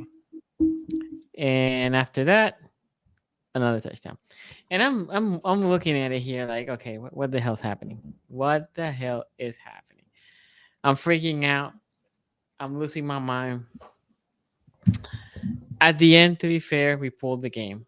But I was saying to some people, like, this is one of those games that don't feel like we won because the bad taste that 4th quarter leaves you with. The first 3 quarters were special. Everything was going right. Offensively, running the ball down the throat. They couldn't stop you. Running the ball. Passing, you were doing just enough passing. You were doing what you were needed, right? The defense was giving you a passing lane. Boom. Other than that, if you didn't need to pass because you were just running down their throat, you just keep running. On the defensive side, Dallas couldn't do anything. They did cheat us out of the safety. Which I thought it was kind of funny that Lamar said it to the camera mid-game. I don't know if you guys saw that during the game. But so anyway, that was kind of funny. But still, defensive was playing good. My favorite Lamar ad-lib during the game was when he yelled at Pat McCarry for getting a hold. He does that. From the mic. He was like, why did you hold? Yeah. But he does that. The ball. He chews people up during the game. And the team, I personally don't like that, but the teammates seem fine with it. So I'll go with that. I would say something that surprised me about my defense. That front 5 is getting pressure. Consistent pressure. Right? Odafe always getting pressure. Maravika, it's funny because they took Maravika and they kick him out. He's playing the 3-4 DN now. Not necessarily inside. They're putting Travis Jones in the inside, playing really good. Van Noy has been playing good. So the D-line itself, and I think that was what that couldn't handle because the D-line without blitzing was producing pressure, which allows your corner just to play more free, right? Marlon Humphrey had a good game. Wiggins got cooked for a moment over there by CeeDee Lamb, but what he did, boom, push for a fumble, right? And we recovered it. That was their only drive that the Cowboys were doing in that first 3 quarters, and we got a fumble out of it. The 3-point the field goal was a 65-yarder field goal. It was a very long field goal. Other than that, the Cowboys couldn't do anything against this defense. This defense was playing masterful, and like I said, on offense, they were also playing masterful. And then the 4th quarter comes, and it's something that Harbaugh mentioned. I don't know about y'all. I hate prevent defense. I understand why you play prevent defense. I get it. But especially in this game, I wish, especially at the beginning, I get like later you want to prevent, especially after the kick, the onside kick. Go ahead. Can I ask you a question about the prevent thing? Because I think sometimes when we say like prevent defense, is it more that you don't like prevent defense specifically, or is it like you don't like when teams get up a certain point and then change what was a successful game plan to something safer? I agree. Yes, that. Yeah. So we were rushing always like 4 or 5, which is not, I guess 5 is some people call 5 a blitz. I don't consider throwing 5 a blitz, but okay, if you want to consider that. But anyway, between 4 and 5 people, that's all we were throwing down there, and we were getting pressure. Yeah. Then all of a sudden, I'm seeing 3 people there and just playing very spacious zone coverage quarters. Like there's gaps in the zone because all they want is don't burn me. I'm like, okay, but what you were doing was suffocating Dak Prescott, and it was making him throw quick, and your defense was there. What are we doing? And then what happens is then you get your offense without 2 drives. Right, the defense, because of the onside kick, went 2 drives quickly for touchdown. By the time your offense got the ball, it's been a while since he touched the ball, and they go 3 and out, and your defense comes back in. Like your defense at that point is cooked, tired, and then they go back. Look, if Lamar doesn't get that first down there, at the end of the game, we lose that game. I believe that because the defense at that point is just, if you say time of possession for 3 quarters, we're winning it. That fourth quarter, we barely touched the ball. Again, a 3-and-out and an onside kick that we lost. We barely touched the ball. Also, we do need to talk as a Ravens fan about Justin Tucker. He might be done. It's definitely mental because it's not like the force is not there. 34. Really, Look that's at young. him. That's not old for a kicker, right? I was gonna say it was pretty young for. But for a he's kicker. I think he got to the league when he was 20 or 21. What jersey would it hurt you the most to see Justin Tucker show up in and have a resurgence with? And It's like, because the Steelers don't need a kicker. Steelers don't need a kicker. I mean, the Browns could use one after maybe Dustin Hopkins, but I don't think that would hurt you. That would just amuse you. If the Bengals beat us on a late, or the Steelers because of Justin Tucker field goal, or if the Patriots were still good. Oh, No, that would be a Kansas good City. shout. if for some reason Buckner get injured, right, and we cut J-Tuck and they get him, right, and we lose because of Justin Tucker field goal, Bro, if That the would Chiefs make- beat the Ravens in the playoffs off a Justin Tucker field goal, I That would would- reach peak euphoria. Like the I would Ravens be cut him throwing up. mid-season. Bucker gets hurt right before the Oh, game. gosh. He's I would fine. be Bro. throwing up. But But Justin Tucker's wearing like 73 or something like that, like a random number. that. I don't know if I believe in a heaven, but that would be as close to as a heavenly feeling. But as I the think I Ravens could are not get. cutting Tucker, especially not midseason. But we definitely have a problem. He definitely has something mental right now because before it was anything above 50. Now there was a 46-yarder. And again, the distance is there, but he hooked left. There's no win in a dome. So we're not talking about the elements, right? And he has been great always in the elements. We need to talk about that. Obviously, right now, if their game's on the line, do I have confidence that Justin Tucker makes that field goal? No. I don't think any Ravens fans will tell you they had confidence in Justin Tucker making that field goal. I do like the Monken basically said, okay, Dallas cannot stop the run. We're just going to run it. And that's what I want to see. I want to see from my OC, you have different ways to beat different teams. You adjust to the team and you exploit the weakness. So for 3 quarters, great. Monken did his thing. On the defensive side, look, I need to talk about a little bit here of our defensive coordinator. Again, he had a hell game plan. But that last quarter, I know he's a rookie and he will learn from this. But you cannot bail out of your plan so fast and allow Dallas to get momentum because they had 0 momentum. And you start allowing them just to throw and get back in a rhythm. That was it. So, like I said, this is a weird game because they played great for most of the game. And then they effed it up in the last portion of the game. They need to fix that. They need to finish as strong as they started.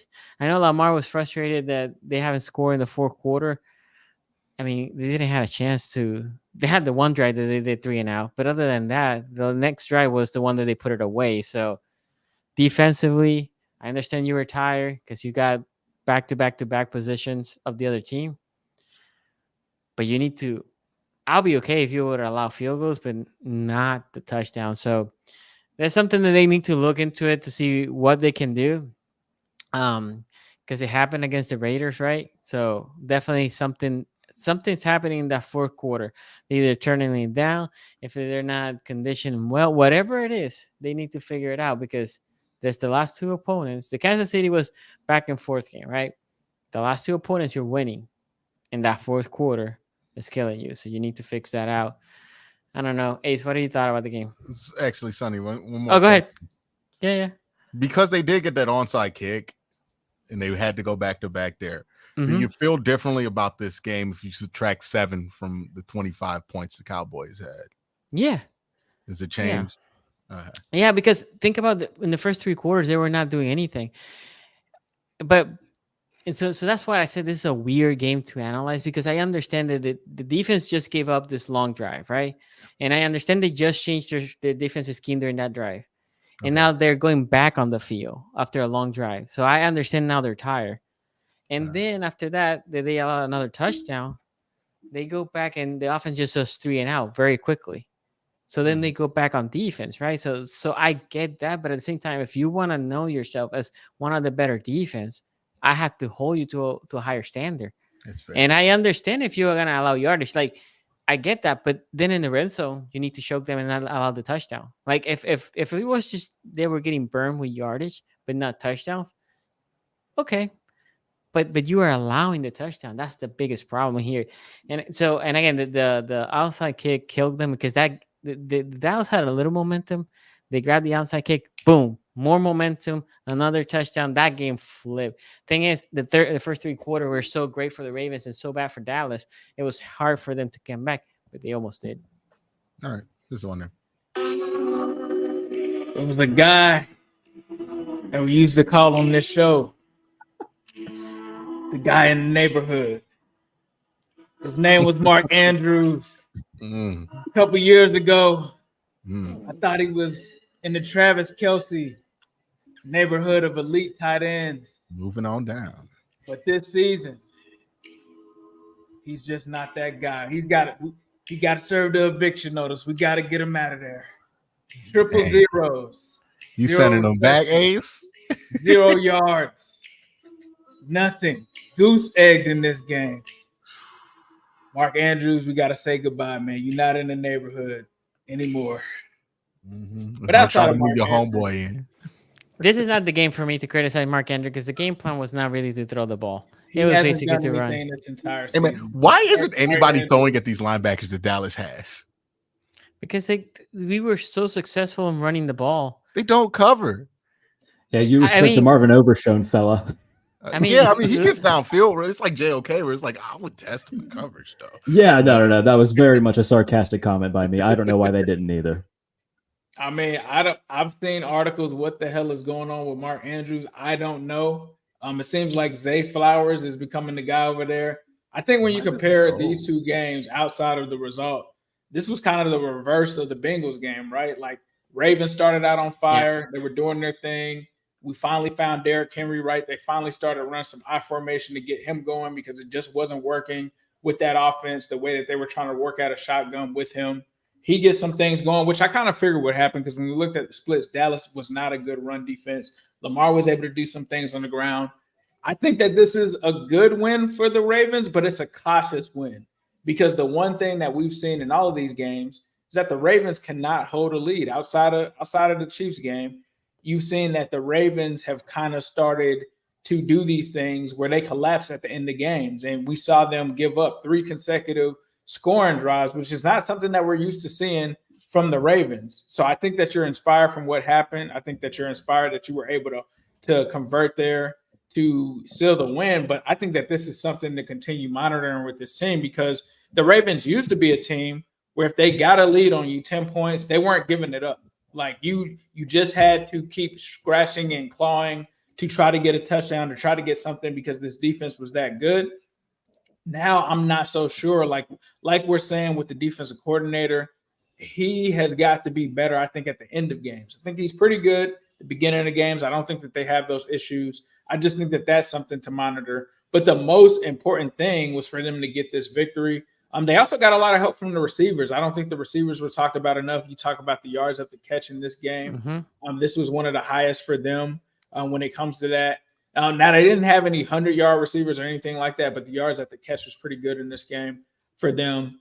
I think that they're shifting to an offense that is not revolving around Mark Andrews, which is interesting to see because it's like, when are they going to get him involved? Maybe that's not something that they do, but to me, I think that they've got to start to get him involved in that offense in some form or fashion, because once teams start to shift from him, they're going to start to focus on the guys like Zay Flowers.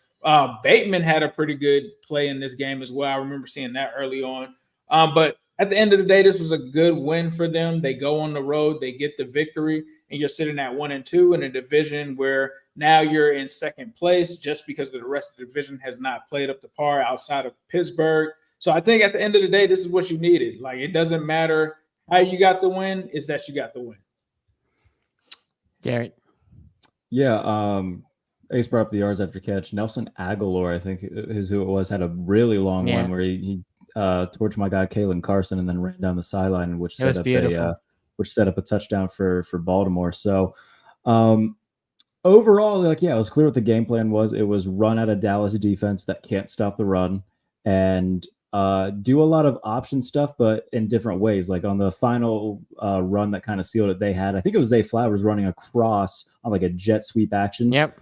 And wide open up the middle to seal the game. They were doing a lot of different stuff like that where, it wasn't just, just a typical read option type stuff. They were doing it in different disguises and whatnot. So running the ball still very much alive in Baltimore. But finishing, man, yeah, that's the biggest thing with the Ravens is like, doesn't matter how big that lead is in the fourth quarter. There's always a chance that the opponent can rally a comeback. And that's probably my biggest worry with them. I mean, I said coming into the year, I thought that they were a bit overrated and we're going to take a step back just because of all the turnover that they had on both sides of the ball.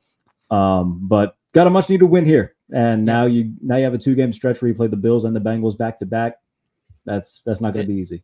This is the time to show up if you're for real or not. By the way, I forgot to mention this, RQ, to cut you, but the O-line played good. Because I've been shitting on the O-line. I've been here shitting, especially on my right side of the O-line. I will swallow my pride. I will say Daniel Fahalele played really good. Your boy. He played really good.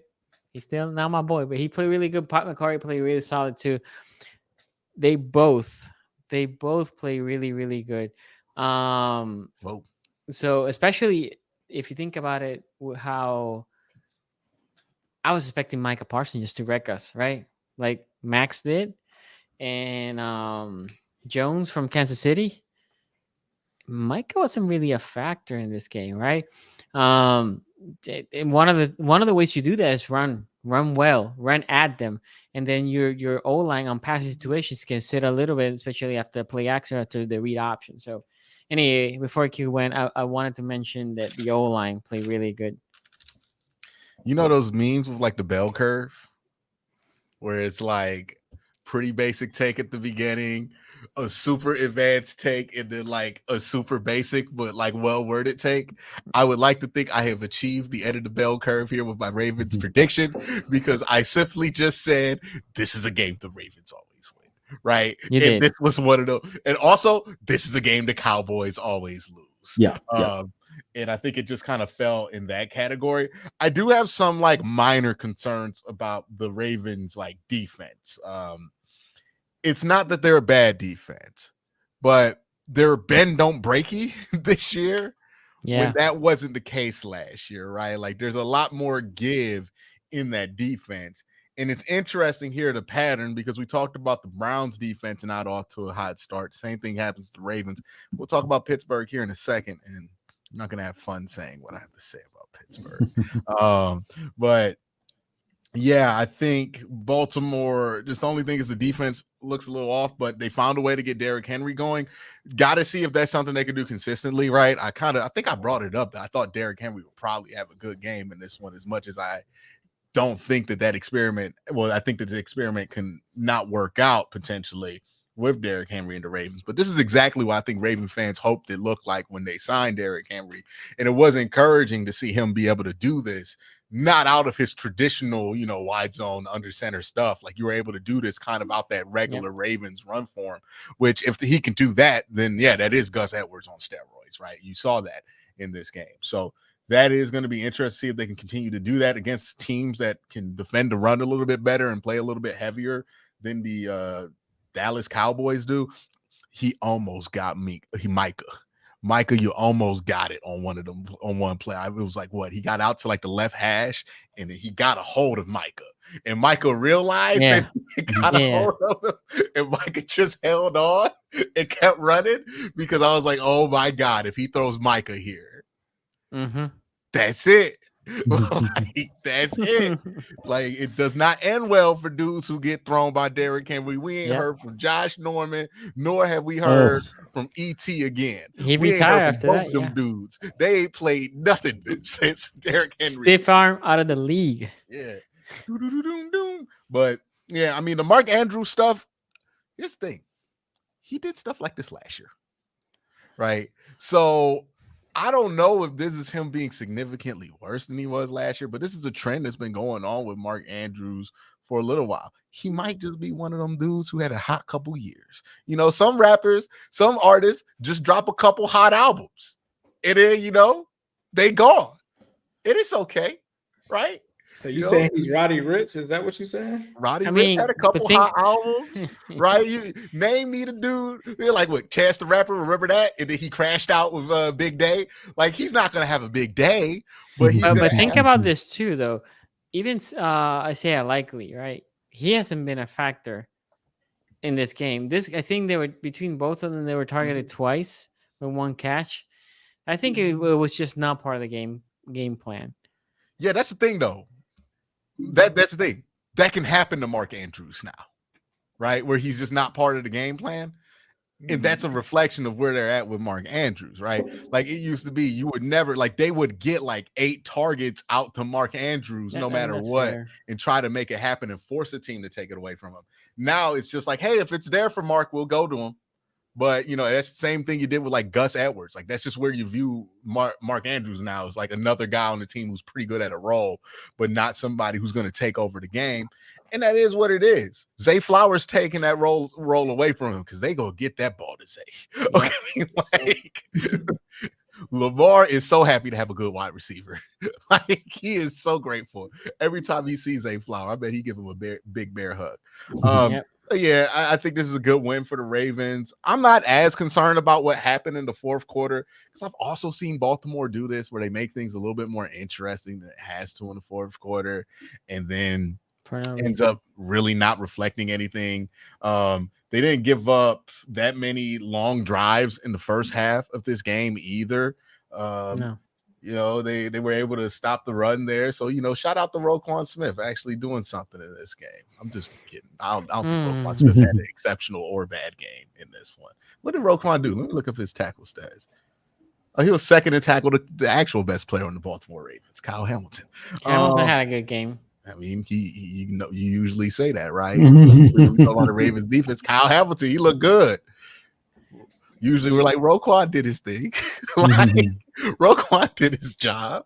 And that's what Roquan does. He does his job there. I thought Nate Wiggins had a really good game too in this one, right? Yeah. A couple good moments there for a young guy. But yeah, this is kind of what I expected the Ravens to do against Dallas. We'll see what they do going forward. Ravens going to be a good team, man. Like, I know a lot of people are a bit concerned about them or the offensive line. You give them time, they'll figure some things out. I'm a big Roger Rosengarten guy, so like the sooner you get them on the field, I think the better that problem becomes. Yeah. And you're comfortable rotating those guys out, so you can put Falele in on rundowns if you really want to. I think the Ravens are going to be fine here. The question is, like, can they be better than they were last year? Can they break the ceiling of just being a conference championship caliber team? Like, can they be a Super Bowl quality team? I don't know if that's in the cards for them. I still think they rely far too much on Lamar Jackson to create for this offense. And that's going to end up being a problem down the line. But if we're talking about regular season football, this is going to be another year where the Ravens are going to win 10, 11 games, or at least 10, 11 games. Jarrett. Yeah, I mean, when it comes to the long-term outlook for Baltimore, I won't be surprised if they win, you know, around 10. I don't think that they're legitimate Super Bowl contenders in my mind. I think that they can be a playoff team and maybe win a playoff game, but when it comes down to, I got to see it. Like, I need to see you play good against Buffalo. I need to see you play good against Kansas City, and both chances that they've had in the playoffs to do so, they've put up a combined 13 points and lost both those games. So until I see it, I think that's just kind of going to be my overall thoughts on them. Yeah, it's interesting though. Some of these advanced numbers, the score percentage, not an advanced number.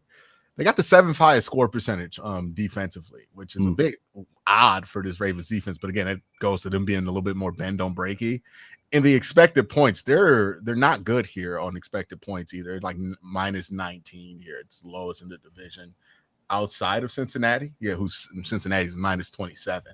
So there are some cracks showing on that defense. So I think Jared's got a point there. You do want to see them go against somebody who you trust to be consistently great on offense. Yeah. Right? We know with the Cowboys and Dak, sometimes they're great. Let me say this. I'll be right there. Let me say this because I have to go. Sorry. About the Steelers real quick because I want to give my take to the Steelers. I watched this game. I was between them and Who was it? There's another game. Anyway, the Steelers game. Before Herbert got injured, it was the type of game that I was expecting. Although there was some more movement of the ball, the Steelers did stop the run. For some reason, they were letting Johnston, which this year he's been playing decent. I don't think highly of Johnston. The touchdown, he was wide open. Porter baited on that bubble screen, let Johnston go. That probably was one of Herbert's easiest throws ever. But the defense, after that, the defense definitely played better. They played good. I felt like the Chargers could have tried to run the ball more, especially with Herbert being injured. Because anytime that Herbert needed to drop back to throw, somebody was going to be there to hit him. Somebody was there to hit him. That D-line, that front was just pressuring and hitting him and sacking Herbert in a consistent basis. So I was shocked that they exposed or let Herbert be exposed like that. The defense legit. And then Fields had a really strong game. He started similar to other games. And again, I don't know what happened when Herbert left the game. It almost like the team felt, okay, so we got this game. On offense and on defense. Defense was doing their thing, but even on offense, or maybe it was that the Chargers defense basically said, we'll win this game. But definitely Justin Fields looked more comfortable. He was throwing the ball better. He was throwing more accurately, in my opinion. He had a very strong game. If this is a shipping point and a building block, then we have to be very, very careful. The Steelers are 3-0 because defensively, I don't know right now what team in the league is better than them defensively. And if this offense can be more consistent and allow the defense to have bad plays, essentially, right? That they don't have to be perfect every time. Damn. You have something special over there in Pittsburgh. Sorry that I cannot stay a little bit longer. I'll hear you guys take some away to my daughter's practice. Take it easy, my guys. Yep. See ya. Adios. Go ahead, Derek. Yeah, when it comes to the Steelers, man, watching that game, you guys know of how I felt the past couple weeks. Like, I've kind of been like, all right, eventually that one loss is going to come and it's going to piss me off, and that's what it is. 3-0 thus far. The first 4 drives of this game, 3 and out, 3 and out, 3 and out, 3 and out. So 2 3 and outs for both teams to start. I think that was kind of how most people expected that game to go. And then the Chargers get the ball. They march down the field pretty 5 plays. I think they got down the field in 69 yards. They just had a few chunk plays. And then they scored on a 27-yard pass where, Joey Porter kind of bit up on a pass to the flat. I think that he expected Minka to be a little bit further over on that side in terms of giving him a little bit of help. He didn't get over in time. Quentin Johnston gets his 3rd score of the year. So good for Quentin Johnston, I guess.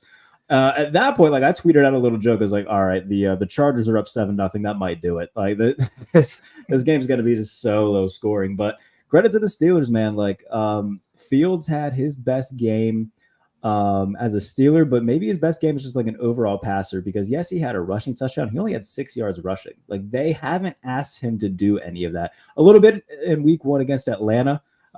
He had 57 yards on the ground, and I think a lot of that was just, all right, Justin, this is your first time out here. If things kind of hit the fan, just take off, get us some yards. We'll move on to the next play. He looked comfortable, and he made a few like really good throws in this game. There was a throw over the middle to Pat Freiermuth where he fitted into a very tight window. Would have moved the chains, but Pat Freiermuth dropped it. And he had a similar throw on the touchdown pass to Calvin Austin where he had the far side safety coming down to try to make a play on the ball, but he fitted in before the safety could get there. Calvin Austin takes it 55 yards. He went 25 of 32 for 245 and a score, had a rushing touchdown. So Justin Fields played great. And that is something that's incredibly promising for them long-term if they decide that he is their guy. I looked a little bit deeper into his passing numbers overall this year, specifically against the sticks. So when he's passing past the sticks, he is 10th in the league in EPA.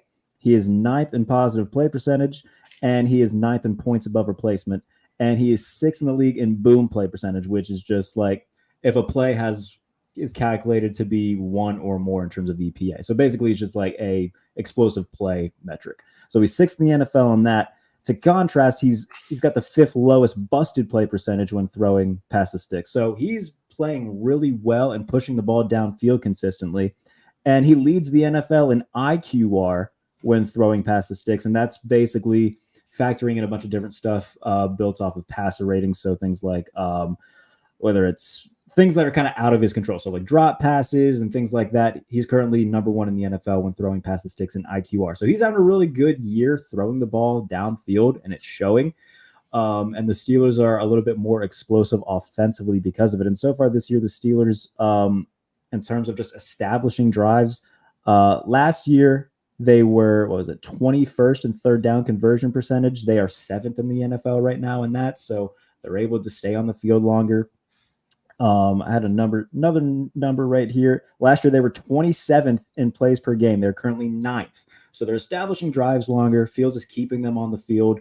And he's doing it without like a really strong run game. They're one of the worst teams in the NFL running the ball right now, which is a big contrast to what it was last year. They only had 45 yards rushing going into the final drive. And then Cordell Patterson and Najee Harris just decided, all right, we're going to go off this drive. And then they had 69 yards on that drive alone to win the game.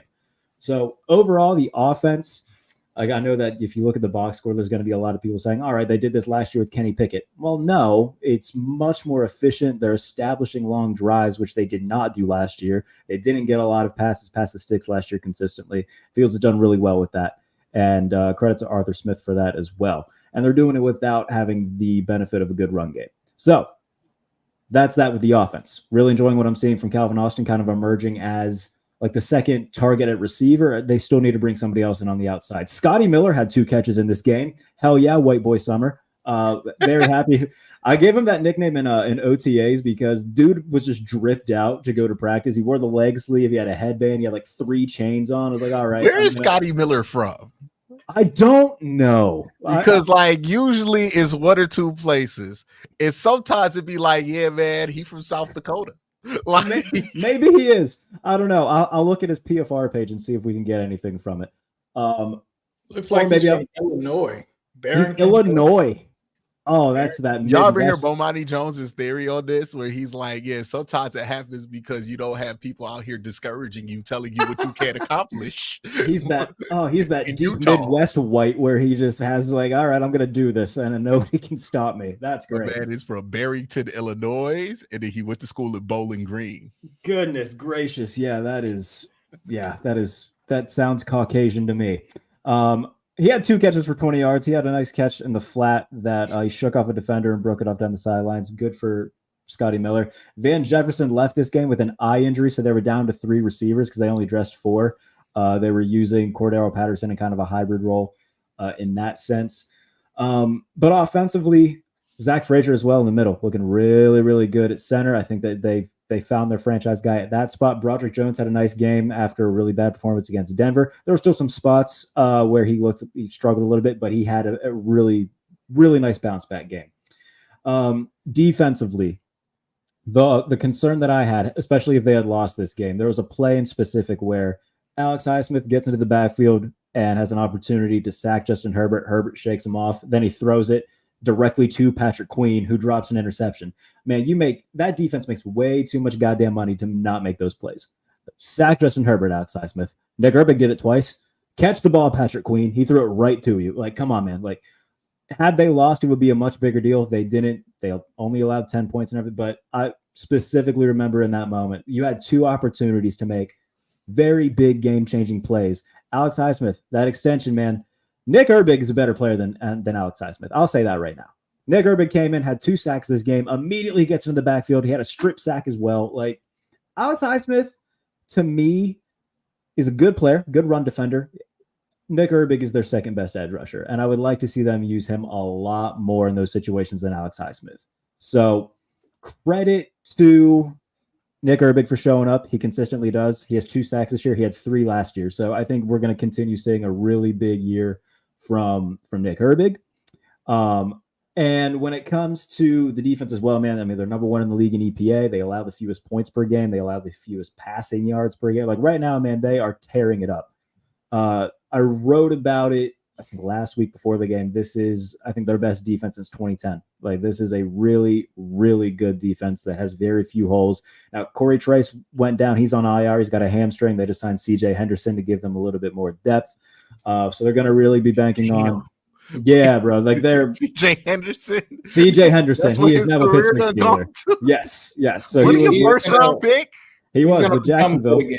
He's going to become good again with the Steelers. Wouldn't that be great? I would happily welcome that. But yeah, the Jaguars drafted him 9th overall. He got traded to Carolina in his second year. He was with Carolina from 21 to 23.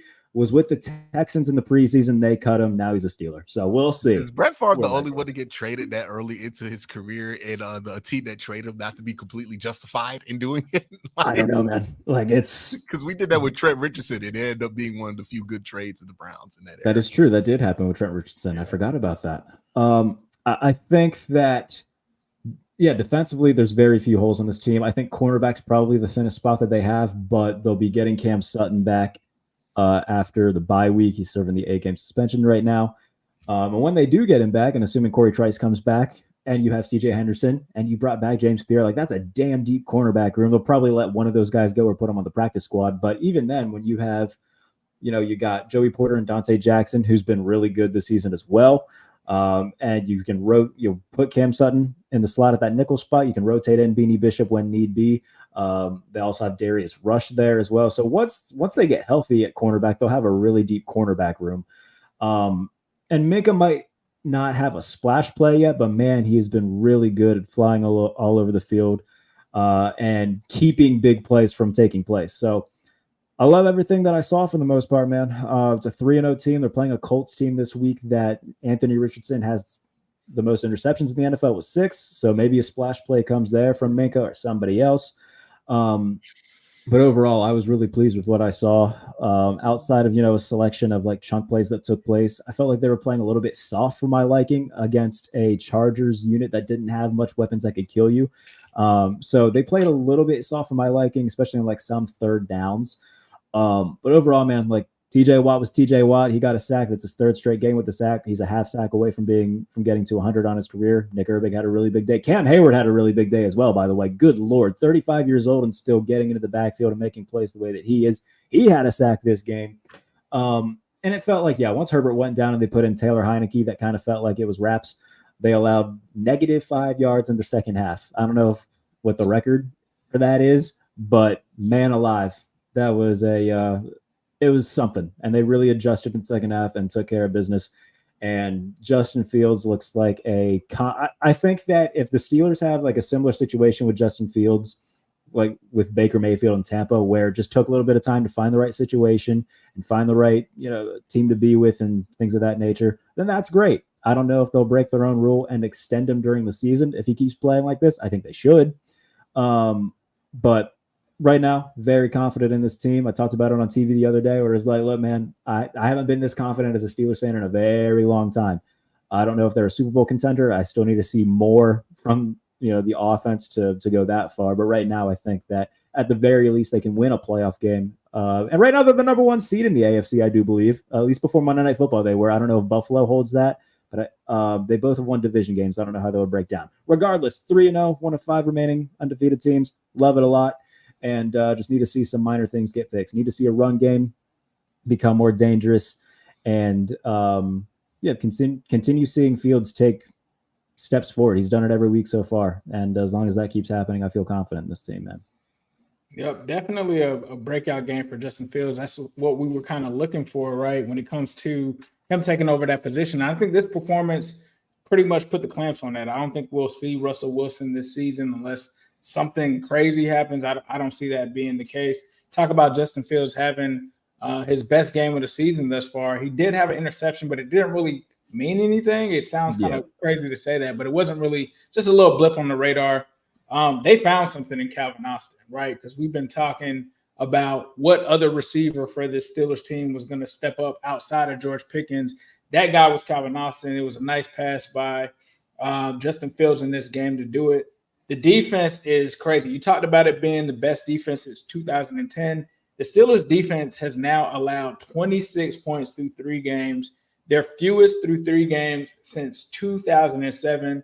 we talked about J.K. Dobbins, right? Like, oh, J.K. Dobbins has had success on the Steelers in the future or in the past. Not in this game. 1.53 yards per attempt on 15 carries. Before that, he was averaging 5.8 yards per carry.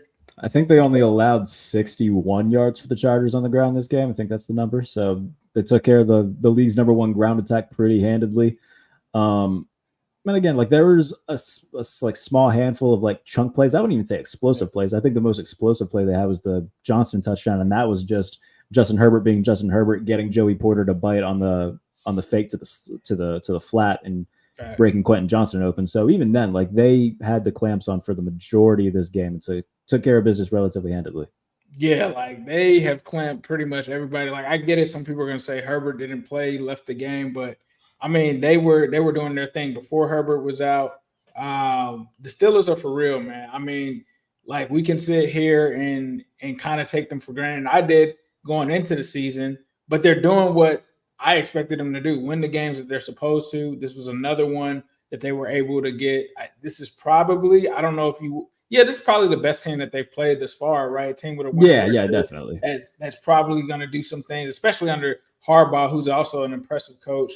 And I think that they came out here and took care of business. Like Jared has said, the run game leaves a little to be desired for what they're getting there. But now you found the passing attacks. Let's see if they get Freiermuth more involved as well. But now the Steelers offense is woken up, right? Like we talked about, I've made jokes about like, hey, they're not going over 17, this and that. Now they get to 20. This seems like this might be the turning point for their offense. So we'll see where they go next week. I know I'm definitely benching Anthony Richardson on my fantasy team because, man, these last two couple of games, actually basically the entire season for Anthony Richardson has been ugly. I know that he's not going to do anything against the Steelers defense. We'll get to that. I hope to God not. Now that you say that, he's going to go for 303 touchdowns. Bro, I had an over/under for Anthony Richardson, and all he had to do was throw one touchdown. I said just one. He threw like 2 interceptions, bro. He did throw it into a Bears linebackers meeting room in the end zone, though. So he did. I was like, bro, what did you see on that play? Like, what are we doing here? And if there's a game where the Steelers can get their run game going, it would be against the Colts because we saw what the Packers did against them. And DeForest Buckner won't be playing, who's their best run defender. So looking at them right now, so their EPA per rush right now, let me pull that up. They are 25th in EPA per rush. And in terms of success rate, they are 30th in success rate on the ground. That is a large contrast to what they were last year. Their offense stunk the last 2 years, but one thing that they could do was run the ball. It's kind of a contrast right now where the passing game's getting a little bit better and more explosive, but they can't. I think a lot of the run the ball stuff too is they haven't had Isaac Samalo. Looks like they might get him back at left guard this week. They're rotating Spencer Anderson and Mason McCormick in week 3 because Spencer Anderson did not play good. Mason McCormick played better, but missing your best run blocker on offense as well probably had a lot to do with that. So if Samalo comes back this week and the Colts don't have DeForest Buckner, I would expect them to try to run the ball a little bit more, maybe lean into Justin Fields running the ball a little bit more as well. So that should be a game where the run game can come alive a little bit. For sure. Q, takes on the game? Kevin Stefanski was watching this game like, yo, that should be me. That should be me. I take no joy in saying this. Steelers have the best defense in the NFL right now. They are as good as the Ravens were last year. They are as good as the Browns were last year. You look at these numbers, it's ridiculous right now. They have only allowed 26 plays to be ran on this defense. They're getting 3 and outs like crazy down there, right? Yards allowed, they're lowest in total yards allowed with only 689. Offensive, oh no, what's that? PA? Points allowed, my bad. They're lowest in points allowed, my bad. They're also lowest in plays, like 151. Yards per play, they're not super, well, they're in the top 5 in that. Turnovers, they're in the top 5 of that. First downs allowed, they're number 1 in the league, only 38 of them this year. They are good in the pass game. They're good in the run game. They are the best defense. 19.4 score percentage, which, by the way, Remember my 18.3 score percentage for the Browns? Yeah, man. Every time the Browns have played the Giants or the Cowboys, it's been like they're playing the best defense in the NFL plus 1 percentage point. Yeah, the Steelers have only allowed 2 touchdowns this year, and one of them came off a drive where TJ Watt had, when you go back and look at it, he just jumped the snap perfectly. He got called for offsides, but he had a strip sack and it was recovered by the Steelers, and then Kyle Pitts scored on a touchdown pass from Kirk from Atlanta. So had that not been called back, they would maybe have only allowed 1 touchdown through 3 games. That's dominance. Yeah. They're as good as everybody says they are this year. This is like, for years we've been talking about the Steelers defense. I thought last year they were really good, but they weren't in that elite tier. They're elite right now. This is an elite defense. This is the best defense in all of football. And offensively, they did this against statistically what is said to be the second best defense in all of football. I think it was the number 1 defense going into that game, at least in terms of like EPA. The Los Angeles Chargers are no joke here, right? And look, I predicted that the Steelers would win their first 2 games. That's why I wasn't like moving where I was with the Steelers on those, because if I thought they were going to win, they won. Why am I changing what I feel about them, right? Like they did exactly what I expected. I did not think they would win this game, so this does move me, right? So this is an impressive performance. Justin Fields was impressive in this game. Their ability to throw the ball has been something that has been impressive. Run game outside with Cordero Patterson had 30. He must have just broke off a big one, right? Cordero Patterson on the last drive, I think, had like 30 of his 34 yards or whatever it was. He had one that went for 13 or 14 where he just they ran like this, looks somewhat like a counter, because I think they had somebody pulling. He came across the offensive line and found a cutback lane and just hit it and ran over people to get like 12, 13 yards. So that was what kind of started the final drive, getting the run game going. Najee Harris still putting them white Air Force One numbers up. 18 carries, 70 yards. Like, yeah, okay. $90. Go get it. It's pretty anybody can get it. But what I do find most impressive about this performance for Justin Fields is I don't know if he's had a better game in his career where he did not have to run for more than 30 yards. My exact right? Like, it wasn't leaning on that run game. A lot of his good games in his career has been like, because he's just running for a crazy amount and it opens up some stuff downfield. He spread the ball out pretty well here. I think a lot of people make the comment, shout out to Steelers DB to Derek, because he's been making this. Derek kicks ass, man. He's the best. He's great. He's been on this hill for like 8 months. Like, that Arthur Smith is a clear upgrade at offensive coordinator, and he's even convinced me, because I didn't think that was the case. But yeah, it looks like it. This looks like a much better offense than they were. Now you got to ask, it's early. Is this a Sam Darnold thing where he's playing better, but then he has a couple stumbles and then it starts to be regression here?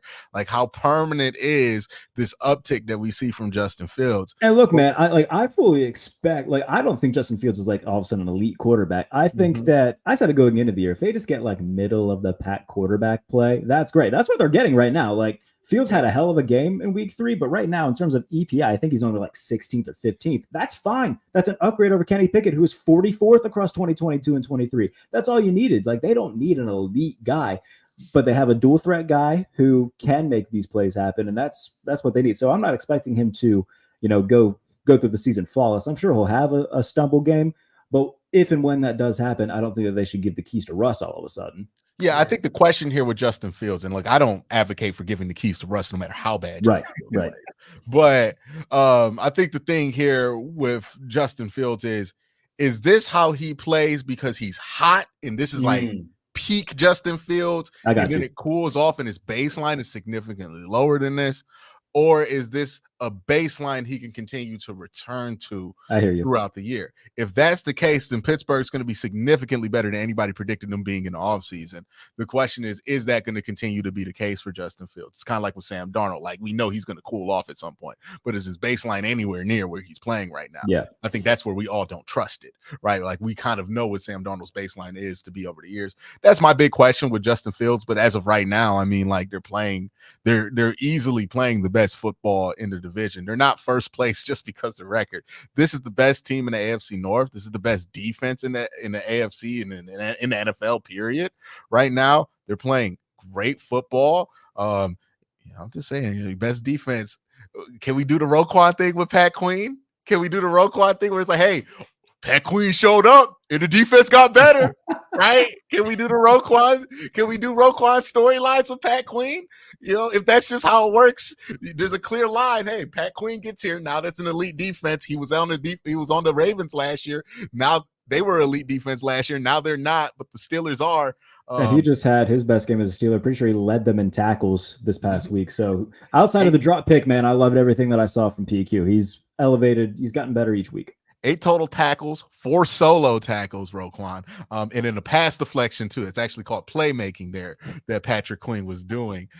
So yeah, I think this is all, and like he's doing that, not like being a pseudo edge rusher like he was in Baltimore. Right? No, they're utilizing him as like he got the green dot on defense. They're using him as, you know, a good run defender and also like their coverage linebacker that they've been looking for a while. So he's kind of that hybrid. Like Landon Roberts is typically like their run stopping inside linebacker. Peyton Wilson, more of the coverage guy who goes sideline to sideline. PQ does a little bit of all of that. Mm-hmm. Yeah. I think the Steelers might be good this year. I think they might be better than they were last year. I think that could happen. It really depends, though, where that baseline is that Justin Fields finds. Like, right. I think in 8 weeks, we'll really have a good idea of where Pittsburgh is going to be.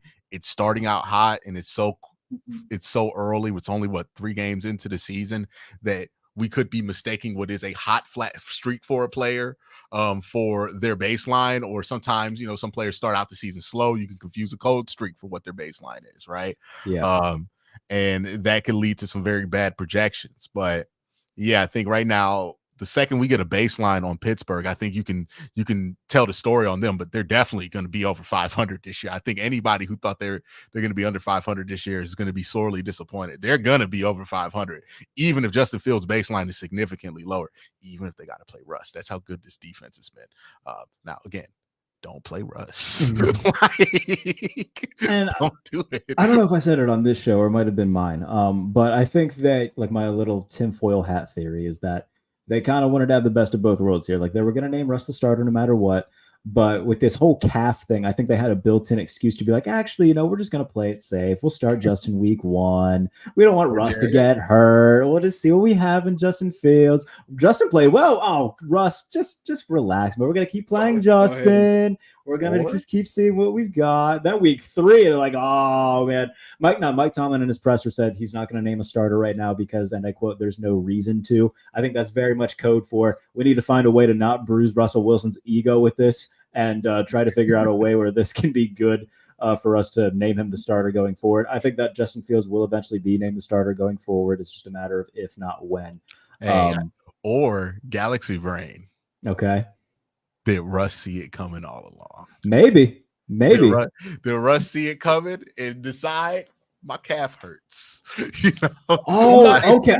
I see what you're saying. Okay. Yeah. All right. I like that thinking. And decided, you know, I'm not going to get benched. They don't got to go back to me. I'm just a little bit injured. Okay. At the beginning of the season, right? At the beginning of the preseason, Russ might have been legitimately hurt. You had to play Justin Fields. And then he realized, oh, now they know I'm sitting in front of this, right? So, do I even want to be out there in that kind of a situation? And, you know, now his calf hurt. Hey, look, you could do the reverse thing for the Browns right now and wonder, why did Jameis Winston only play 2 drives in the preseason? Yeah. Yep. Like, I think it's the same thing. Like Russ photoshopped into a Dolphins uniform. Is that? I don't know. Apparently, the Dolphins. Is it like officially reported that the Dolphins called them about Russ? Because I think I saw something. I just saw like somebody making a funny tweet about Russ being linked to the Dolphins. I saw one. It was like him in like a swim cap and goggles. And, it was like Dolphins country. Let's. that made me laugh. It was like a dolphin noise. Yeah, that was good. I enjoyed that. Nah, that one was really good. We got some super chats here. The 188, Monken finally figured out to give it to Henry. That is true. 188 again. Roquan right now is better than any linebacker in Cleveland. I'll let Q respond to that one. Any Mike, like the Browns don't really play a straight up Mike, but I would argue that JOK makes as much plays as a linebacker as anybody. And if that's what you value at the linebacker position, you probably would value JOK over him. But it depends on what you want to do with your linebacker, right? Ravens want a run thumper, so you will want somebody as girthy as Roquan Smith doing the run thumping. Kind of like, what's the old boy name for Alabama? Reggie Ragland, right? It's kind of like an advanced version of Reggie Ragland, the thing that Roquan Smith is doing. So if that's what you want, a first, second down linebacker, then yeah. If you want a playmaker, though, I mean, it's been JOK the last 2 years. He's been making a lot more plays at the line of scrimmage than Roquan Smith has. All right, got another one from the 188. I told Jens last week that Dobbins and Gus' previous success against Pittsburgh was helped by elite QB mobility. Much harder to run without that. I wouldn't boil it down to that. I think the Pittsburgh Steelers defense is just significantly better, too, than the last time they saw Gus and Dobbins. Yeah, I would also agree with that. And I think the quarterback mobility thing has something to do with it. When you key in on stopping Lamar with his legs, that can open up opportunities for other guys. And Herbert, running the Greg Roman offense, we know that Herbert's not going to, be an RPO read option type quarterback, but it has opened up the run game for them. We saw that in the first 2 weeks. But I think Herbert dealing with the ankle injury, that allowed them to key in more on the quick underneath stuff. So it allowed them to stack the box because they knew, okay, our edge rushers can get home and he's going to be looking to get rid of the ball quickly, or, okay, they're going to run the ball and we'll be there to stop it. So overall, everything just kind of played into Pittsburgh's hand, along with the fact that their defense is really damn good. Jared, you got Ohio pro football fans big mad, LOL. Well, it happens. I'll say this look, I said really nice things about the Bengals about like an hour and a half ago. I'll tune in a little bit. I think this one's going to be fine. The Browns, until they get that quarterback. Well, Jared, he said Ohio. That's fair. Oh, okay. Sorry. Yeah. Okay. The inside joke. Kentucky, my B. Yes. Yeah. Very, very sorry. God. Not sleeping on Richardson, loads of talent. That's what I'm saying, man. They should be able to have a big game against Anthony Richardson, but he is violently talented. I said it. Did I say it on here? It might not have been on here. I do too many of these. But I said it somewhere where I tweeted it. That's what it was. I said Anthony Richardson is like Will Levis with better PR. He does the same stupid shit, but he doesn't do it to a degree where we're memeing it every week. He's made dumb decisions, but he's not throwing it backwards and having his head coach run on the field asking him what the hell he's doing or whatever. So you know what it is?